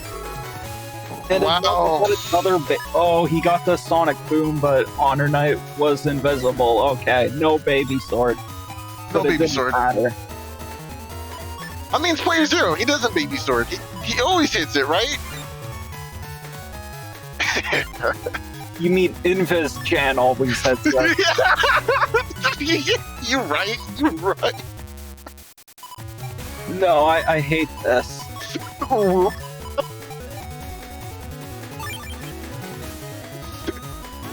Oh no. Oh, there's yeah. finally seeing it. There's the BRS. Oh, that was so close. The judge man to interrupt that. Wow. What gets it? Okay, shoots him twice, gets a proc for 50, and then punches him in the face. And easy. HonorNite, I mean, playerzero has a Buster Bug here, so with a couple Buster Bug procs, that will actually be it for HonorNite. And blocks the panel grab. Ooh, going for just charge shots here. Oh, this is so close. It's close! Oh, but the uninstall! The uninstalled machine gun. Oh, beast over. Going for the beast over! I don't like it.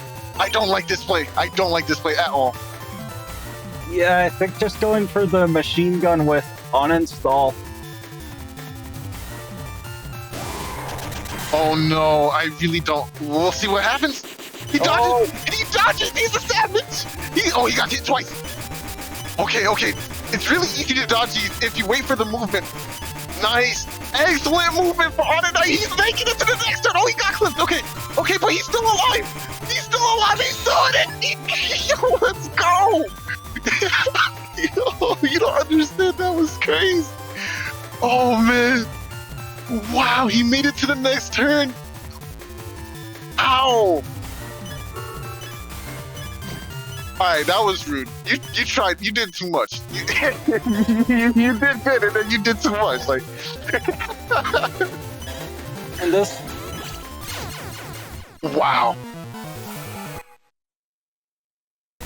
Very nice. Game 2. Here we go. Turn 1, bug fix. Turn 1, bug fix. I want to file on Queen.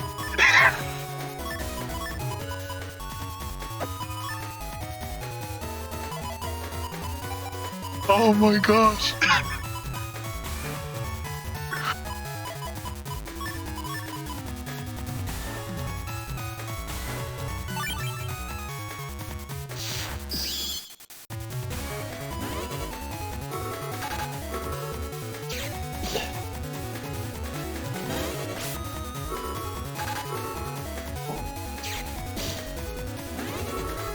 Okay, area grab does come down. Oh, it gets Knight actually. Panel grab comes down instead. Oh, nice. Got some pressure with Splash here. Doesn't want to step up and take any unnecessary damage. Anti-damage comes up as well. Is there an answer? No answer for this life for this turn, so we're probably gonna... Whoa, wait, what? PZ actually opted to not turn 1 bug face? So, like, why would you do that? Like, I don't...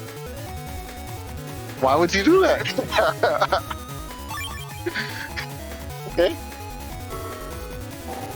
Oh, nice. The barrier comes up. That means it will invalidate. Oh, this is really bad. Yeah, PZ, you need to deal with this barrier. Oh. But it at least is still only in a normal gauge. HonorNite hasn't used any of his slow gauges yet. So that slash cross turn was not nearly as bad as it could have been if it was in slow gauge. PC goes for Tango here. That's actually the smartest play because you do have uninstall in hand. If you can just blow away the barrier, you can get a clean shot, potentially, for the uninstall.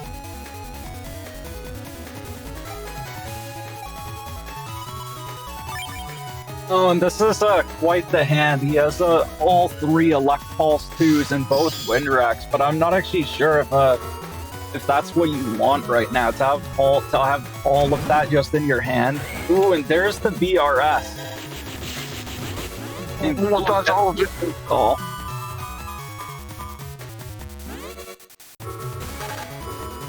Nice. Getting decrossed here would have been really bad. Oh, I guess it doesn't Oh matter. no! Oh, playerzero got just a little bit greedy going for the Element Man Ice there, and I think HonorNite was hosting for this set, so there it is. Nice. 2 times BRS. Okay. Going for the Beast out here is really good, especially since you have this entire hand full of Beast Rush combo potential. I actually would like to see, yeah, and at the end, another Windrack, I agree. This denies the erase possibility, but I don't really see a point in changing crosses now that you have Bug Visor Sword. Stick to this cross, keep it, and just chill. Did we see Spout Man SP yet? I don't think we did, right?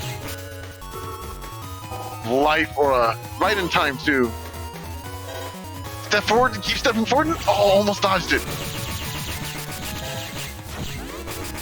Okay, gets the interrupt there, but I mean, the advantage for BRS here is it does have that much faster charge time than a Bug Death Thunder, so it's only 2 seconds instead of 3 seconds, or I think DDT's even longer than that, so interrupting BRS is still great, but it's not quite as effective as it is against DDT. So HonorNite was still able to get a couple more charges off. I feel like going for the defensive plays here isn't the worst option. But I could see making an argument for Meteor Knuckles and Neo Variable, but I don't think you're going to do as much damage as you think you are. So I think it's better off just doing some chip damage with your Buster.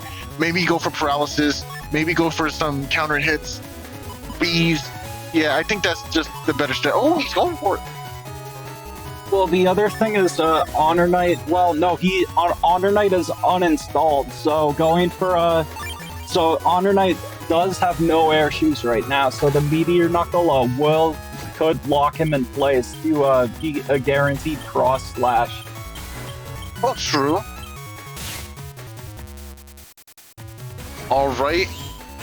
The ice here is the smartest play. It's gonna allow HonorNite to mash out before.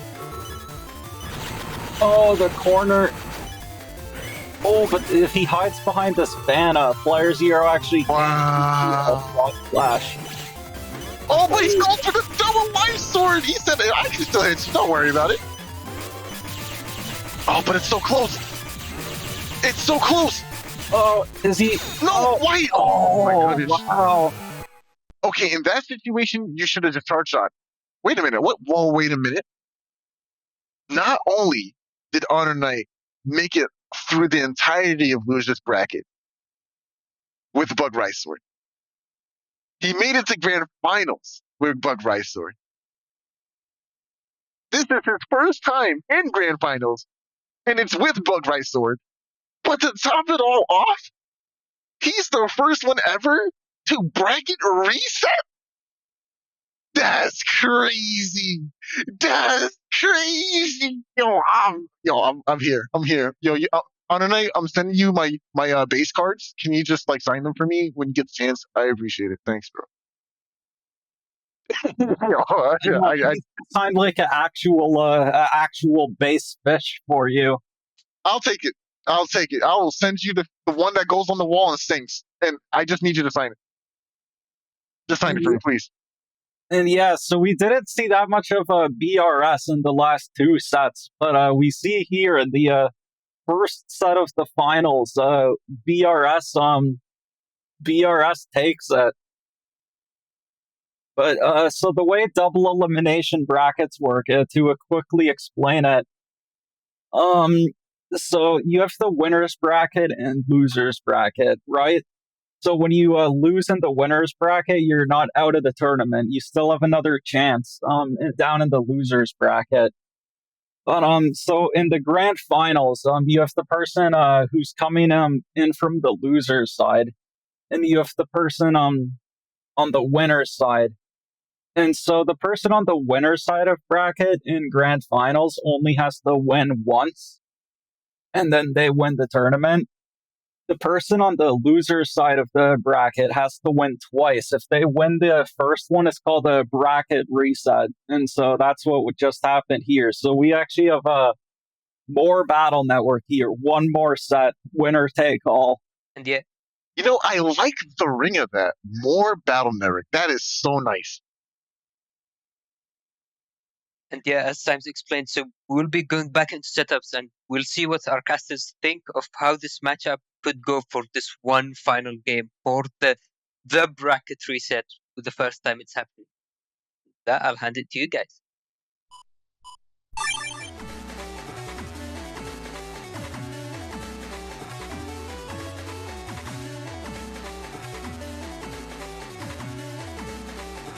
This has never happened before, son.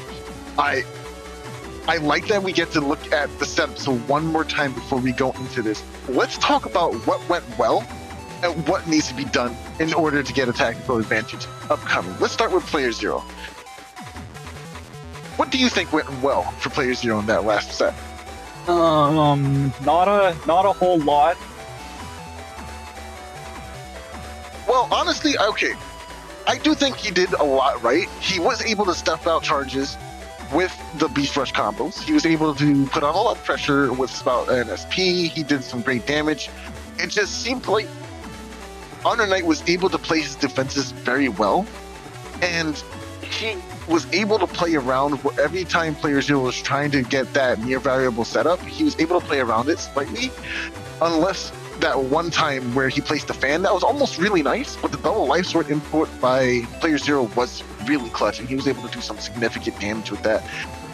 I honestly think it was very close. I do think going for the beast over when he did was the wrong play. I not sure I'm not sure if well, hindsight is, hindsight. You can Well, you can say as much as you want about it. so there actually was a little bit more to it than that, because HonorNite actually still had his Erase Man SP left, and playerzero knew HonorNite still had the Erase Man SP. So if he had just gone for the machine gun uninstall without Beast Over, there's a chance HonorNite could have just immediately mashed out that Erase Man SP, and that would have finished off the game. And I mean, the same thing if he had taken Life Aura that turn. The HonorNite would have just been able to destroy that either with the Erase Man SP or just a BRS charge. So playerzero actually was kind of with HonorNite still having that late game Erase Man SP, that was kind of just a rough spot in general. So I think the Beast Over wasn't necessarily entirely incorrect there. It just ended up not working out for him.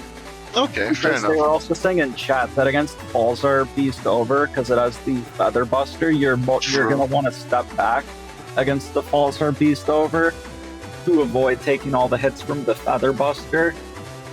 And then since you're already stepping back to against the Balzar Beast Over, that makes the machine gun more likely to miss as well.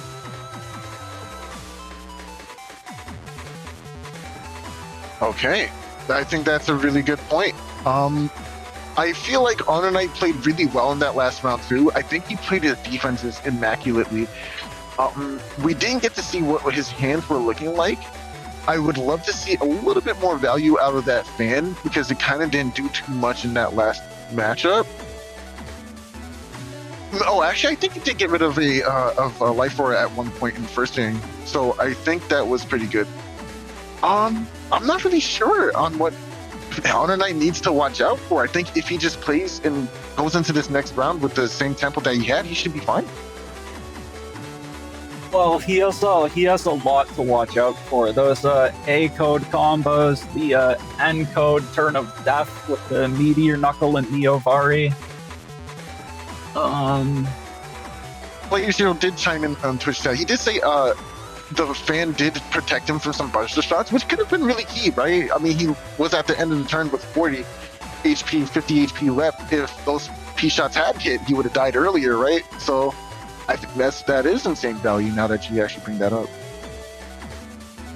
Yeah, I don't know. I think there's not much else to really say. Let's hop into the match and see what happens. So this is it. So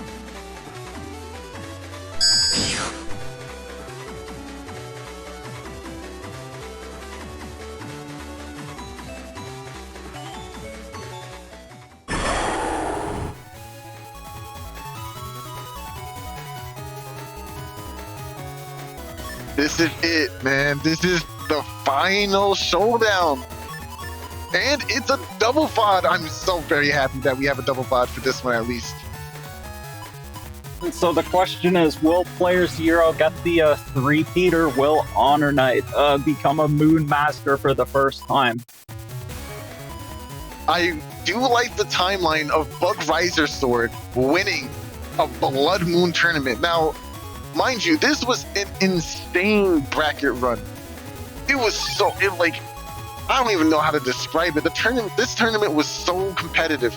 Even with the newer players like Josue coming into the fray, it was just really hard to really get in there and get some wins. Even I struggled. I definitely struggled with some of my matchups. It was really tough, but the competition is fierce. And if you guys are looking to enjoy and engage with that, join the Discord. Be a part of these tournaments. Well, and I mean, even going back to that match against Salad, HonorNite almost wasn't even here. That thinking back to that Lazy Bees and the match against Salad, yeah, this has been a crazy run from HonorNite so far. Ooh, and he has the wind rack here. We'll see if playerzero goes. Oh no, he gets the Erase Man. Unfortunate. If playerzero camped back and went for Life Aura instead, he would have been safe, but because he ran back forward, fearing panel grabs and area grabs. I feel like, oh man, that was tough. Life Order being up now is pretty good though, because you're not going to be taking any of these charge shots. Yeah, for sure. This turn could have gone worse or better for both players. Player Zero got to keep his life aura, but he lost his dust. But in it now, HonorNite still has this reg wind rack here, so Player Zero's likely going to lose this life aura anyways.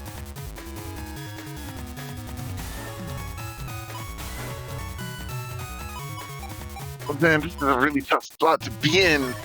You do have the bug fix in hand, so obviously going for that is really important. But on the other hand, I feel like Slash is going to get stuffed out pretty easily now that Beast Out is in play, and the Aqua Sword and the Elect Pulse. We're going to see some charges get stuffed. Oh, okay, guess not. He just goes for it.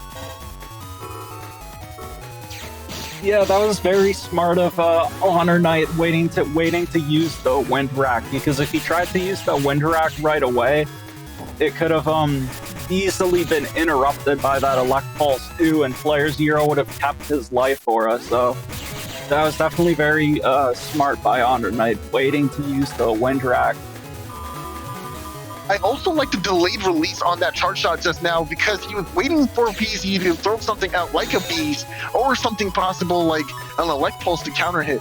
Waiting it out to take damage and then still punish with a charge shot is incredible. Just a testament to the patience that both these players have and the respect that they have for each other. Yeah, and HonorNite now does have that BRS in hand. It looks like Player Zero's loading up that uninstall machine gun here. And so that will remove HonorNite's super armor and air shoes, which could be very significant later on, because it would allow Meteor Knuckle to trap him. So we'll see if Player Zero is able to land this uninstall on HonorNite here. Full Gauge will be in play here. Goes for one of the charge shots here. It's going to go right into... Oh, but he delays it. He tried to combo the anti-damage to get some extra damage at the very tail end there. Judgment is huge. Going to go ahead and get all these panels back as well. And so HonorNite now knows, though, he's seen that uninstall come out, so he knows that Player Zero has no Meteor Knuckle this turn. Nice, and gets the panel grab. Nice, this is excellent. That recover 300, keeping HonorNite in the game just a little while longer. Player Zero was able to play those footsies to avoid taking any of those SoulXCross charges there. So he has a very slight lead here, and the Spoutman SP this turn could be huge if it lands.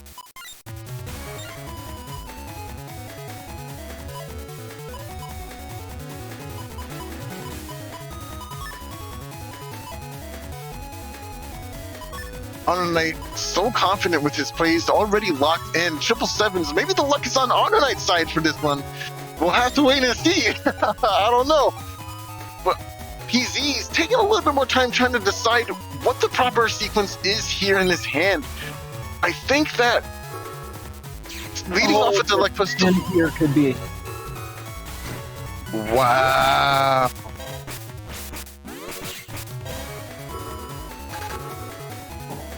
Nice, goes for that instead. Now Ice Cube is gonna force HonorNite into a position where he can't just easily get these charge shots anymore. And of course, Feathers will deal with... Oh, nice one, Drag. Oh, it's so even. Oh, but this Spoutman on Ice Panel! That's so much value. Gonna get some Feather damage in here as well. Excellent mashing. HonorNite gets out of it relatively quickly, though. Not going to take too much punishment from that as well. Ooh, HonorNite down to just 334 HP here. As we can see, that's that he's down into that critical red zone. Yes, but all these defenses in hand should ensure at least a few more turns of play for him to pump out more of these charge shots. So I think it's pretty safe to say we still got a ball game in our hands. Oh yeah, for sure. Player Zero is loading up that wind rack. though this turn, which would remove HonorNite's life aura. So we'll have to see if who ends up using their chip first. Aqua's interesting here. I like this double up. It forces PG into a situation where he has to go for Invis as well. Oh!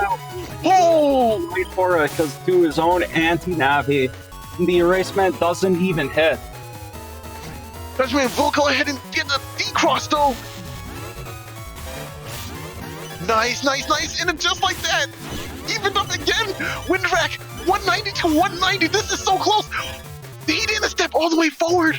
What a mind game! Oh, what a mind game! That Element Man was on grass panels. Oh, it's so close.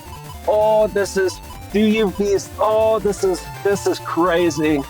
I think going for the erase mans and the area grabs here is the best possible strategy for you. And after that Beast Over failed in the last match, it seems like Player Zero's is probably worried about using Beast Over again here. Oh, this is so close. Oh, he's going for the Beast Over! He's going for the Beast Over! HonorNite does have that barrier 200, but that's all the defense he has.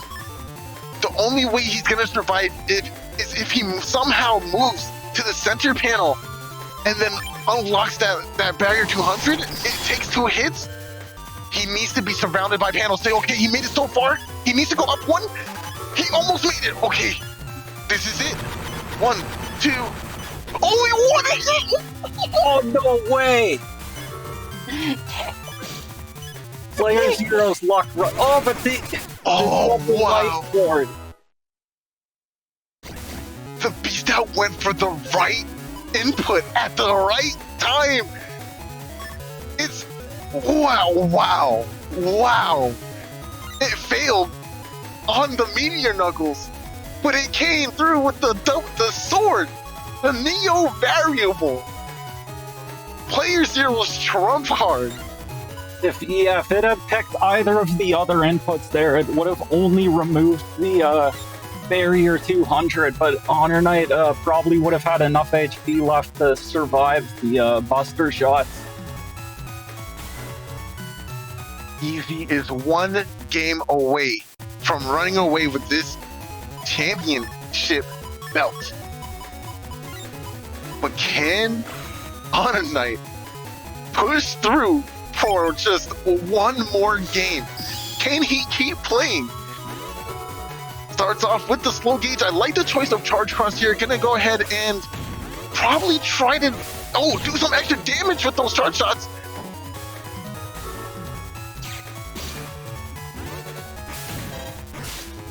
Oh, nice. Gets another connection. 1 boulder misses, another connection. This is amazing. And he dodges the other boulder as well. Nice, and gets another connection. What is this? This is madness. Yo, what is this? Very nice play. Player Zero just held on to that life aura that turn and ended up taking in all this damage. This was actually a huge opening turn this round for HonorNite. I can't say I disagree with holding on to the life aura, because the idea is that Gregor puts on so much pressure with those charge shots that it's the illusion, that's the mix-up. Following that could have been an erase man, could have been something really devastating that PC just isn't ready for.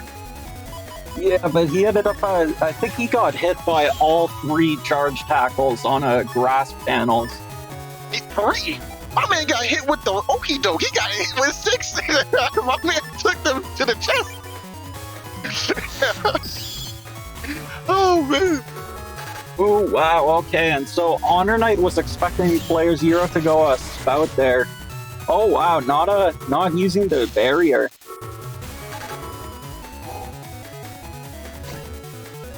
I guess going for barrier was the right play. Yeah, you definitely give him the space. He earned that space. You respect that, man. Nice shot. Oh, the movement. PZ. Whew. Okay. Oh, getting some of these Buster Bug procs too. Is that Element Man in hand? It is Element Yeah, it Man. is, but it's just gonna go ahead and get blocked by the anti-damage. Anti-damage does trigger. We saw the kunai appear, so that means PZ will not be able to cross and keep the anti-damage, unfortunately.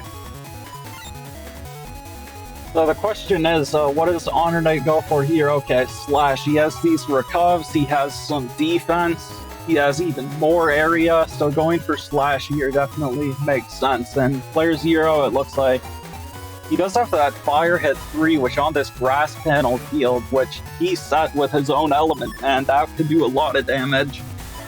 It will do a lot of damage, and if he gets the counter hit, that means he can follow up with something else as well. Maybe taking into hand the Elect Pulse or the what do you call this? The Aqua Sword for a counter hit potential. It could be interesting, especially since HonorNite's gonna want to take a step back and hit from the max range with that Slash Boss. Yeah.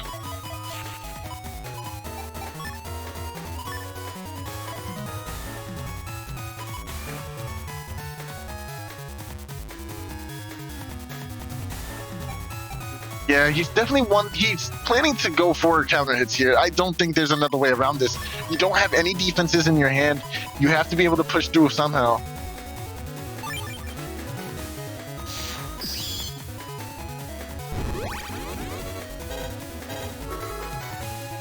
Ooh, and the erase, man.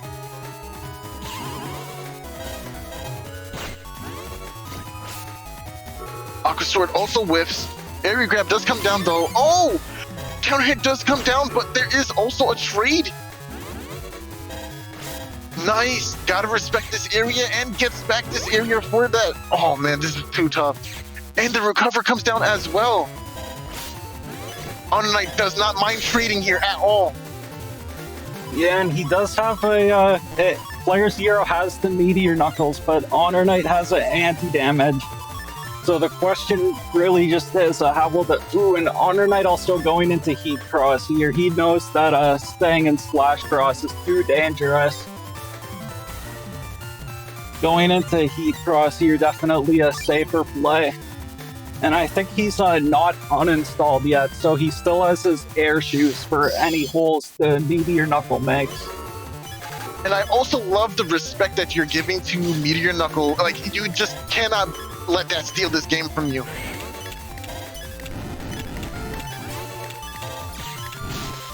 Nice. Oh, that's it on the glass panel too.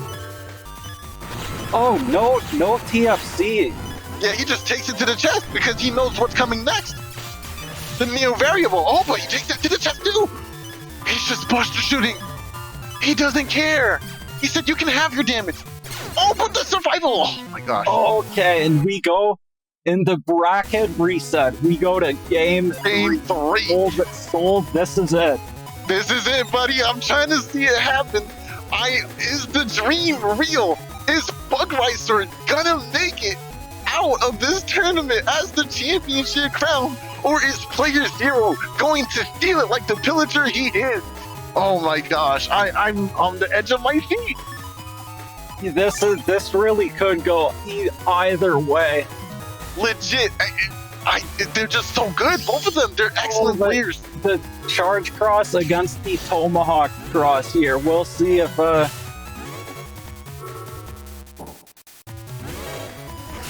okay, and player 0 has that element, man. Wanted element ice for a D-cross potentially, but doesn't get it. Oh, and he has that Spoutman SP, but just has to throw it away here. That would have been huge. The Spoutman SP on charge cross would have been massive. And actually, the fail here. Can't even get it out in time.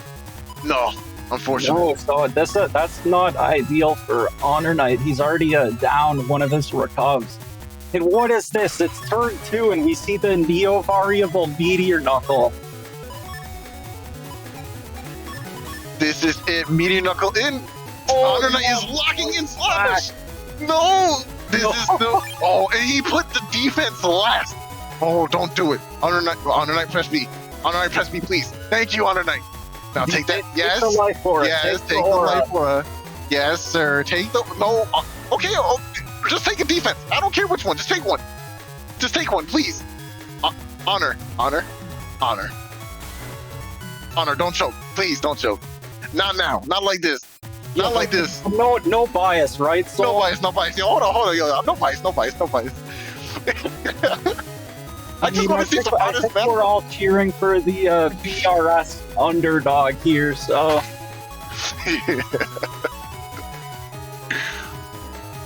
Oh my gosh. He don't hit. Okay. Whoa, what was in his hand? 300. I respect this decision. I absolutely respect this decision. Dude, oh, that's a lot of 6 hits. though. But it's fine. Yeah, that's he at least wasn't in slash. But oh man, he's down. So both of his recovs are gone down. But now he can go into slash completely uncontested and still hung on to his defenses in all this area. Yeah, but both of his recovs are gone, and I mean, playerzero still has all these the rest of his A code combos here, and 767 is not a whole lot of HP to go through with all the pulse wind rack combos. That is true. And we're gonna see how it plays out right now. He decides to go for playing all of this area earlier. I'm a little surprised. I think going one grab and maybe defenses is much better. Yeah, we'll see if he can get the... He doesn't Okay, he gets the throw up. right here. Oh, we'll see if he can get the step. He's looking for it. He was looking for it. Oh, on respect. Okay, both players using invis here, trading some damage. Holy Okay, five. now this could be a big turn for HonorNite here. He has another recover. I thought he used both. Yeah, I thought so too.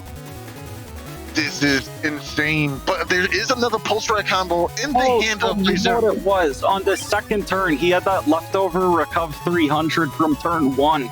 Yes. And he just kept that. That's why. Okay. Yes. That makes sense. Okay, that's huge for HonorNite, that he still has another Recov 300. And this barrier will block the... Oh, he steps past it, too. Oh, I'm losing my mind watching. Yo, I don't know if that hit. I'm not sure if that hit. I don't think that hit, but he has the man. wind rack. Let's see. He needs to touch his wind rack. Oh, he doesn't. He gets hit with a pulse. Aircraft does come down. Okay. Nice. Doesn't get a chance to squeeze that out, but he has to go for the recover here. There's literally no choice. HonorNite. The problem is PZ has his barrier 200 here. Oh, Like so close. I am losing my mind watching this. He has to bring this wind rack on this turn. But does he have the hindsight to do that? I mean, it's so risky, because if you bring the wind rack here, if you could do the aggressive preemptive wind rack is a good play, but the risk to it is if they don't bring life aura, you waste your wind rack, and then you might run out of ways to remove life aura, and you could just be screwed over later on. That is very true, but in this situation with only 300 HP, I believe it is actually the best situation to bring this wind rack. He's taking it. Yeah, he's taking it. You have to, because you're so low on HP, and if your opponent walls you out with a life aura, there's nothing you can do at that point at all.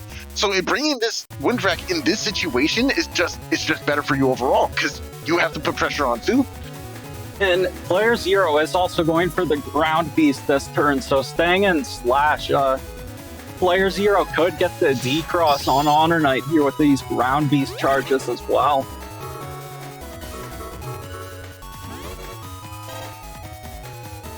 Oh, and he's baiting it. Oh, the mind games are insane! Oh, I love this. I love this. Nice, the wind rack comes down. Holy, he dodges the first one.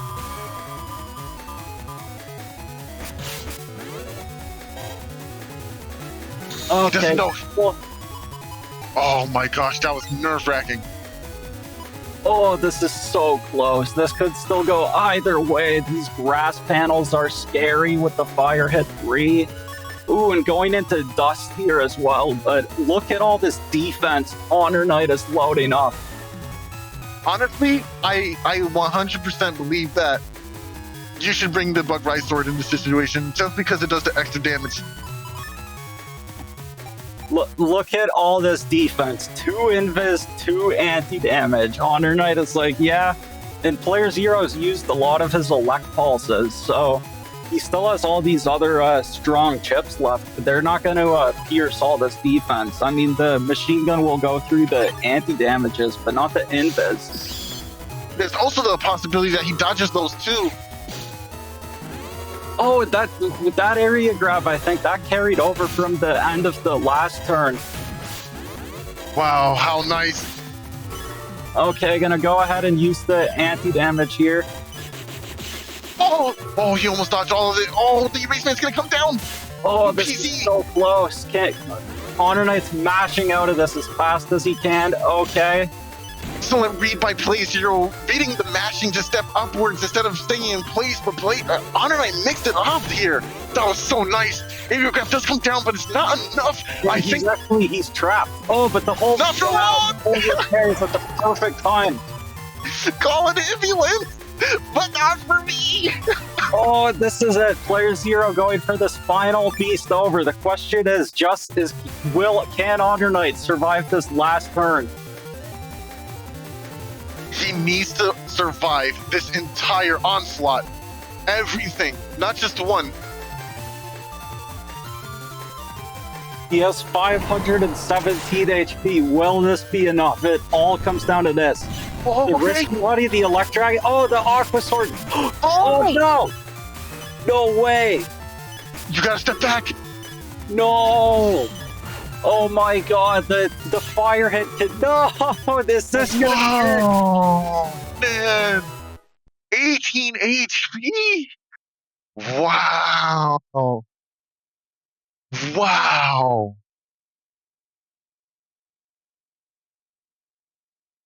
GG's.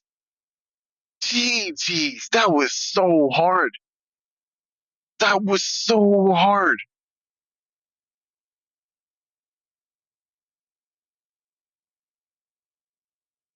it's because the fire hit right on that grass panel. If it hit on any other panel, it would've Any other panels? Wow. Sheesh. That was so close. He almost clutched it there, man.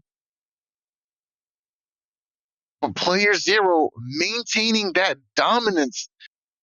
Man, jeez, playerzero out of his mind, man. His plays were spot on, and it's an adjustment that he made from the last game. The Beast Over actually paid off for him this time around, and he even got lucky with that panel and did some extra damage. That was really rough.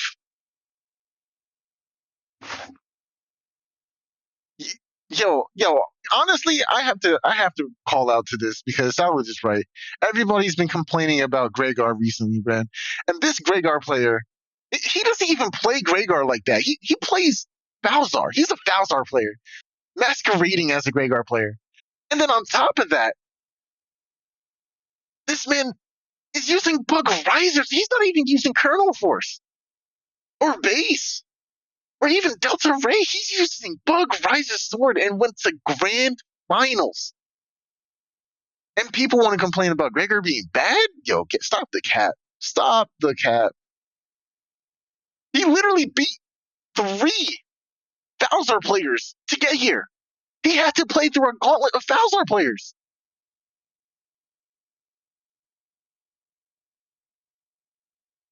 Excellent game. Excellent game. Can't even be mad at that. And yeah, GG's well played to HonorNite, but that was our final match for today. And congratulations to playerzero for continuing the Moon Master streak and becoming the third Moon Master in a row. Yeah, congratulations to playerzero. Yeah, I wonder. Yeah, this playerzero. Yeah.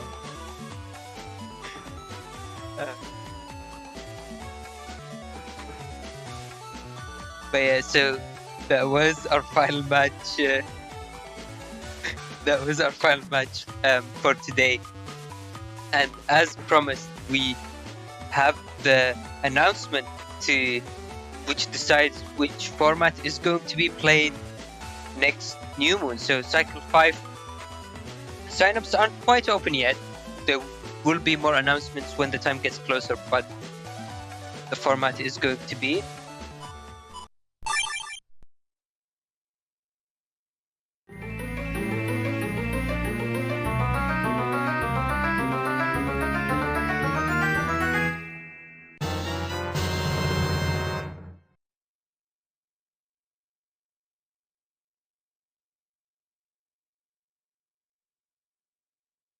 and there it was. So the people have voted, and the format is going to be All Stars.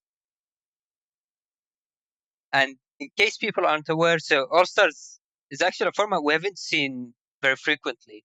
But the way it works is that it's a special patch made by Lucky Typhlosion, which allows people to pick the cross they want to play between both versions. So you can finally have SoulXCross playing with Colonel Force digging for early, or you can have things like Cross with Habbatch and Falzar, and mixing and matching the different crosses between the different versions as well.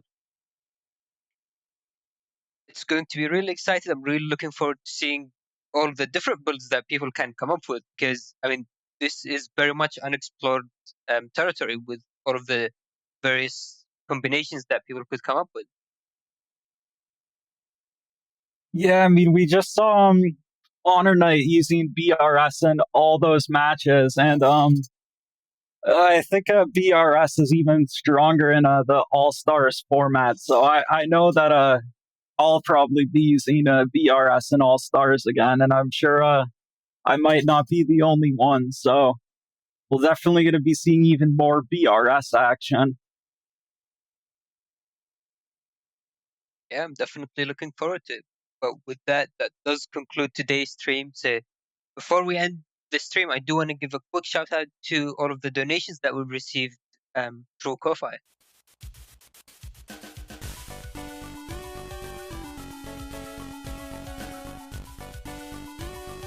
So thank you, Zay, for donating today, and thank you everyone for all of the continued support throughout the last year and into this year as well.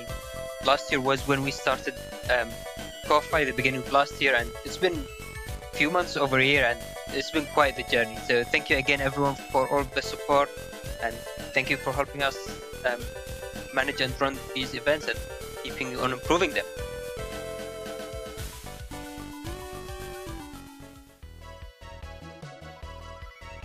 And that does conclude today's stream. So thank you everyone for watching. Huge shout out to Salat for organizing the tournament and working on the stream layout, especially with the short video on the All Stars format. I thought that was really fun.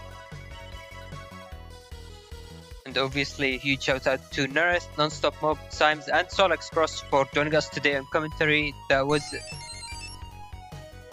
a lot of fun, and looks like we did receive a commission from Zay. I guess let's take a look at that in real time. Yeah, and to answer Zay's question, I prefer my battle chips with a guac.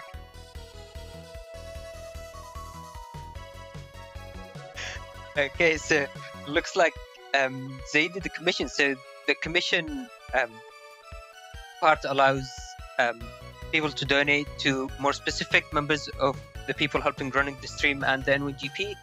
And the donation that Zay did was tipping playerzero, and says, "Draw yourself being deleted by Bug Rice Store." So that's going to be interesting.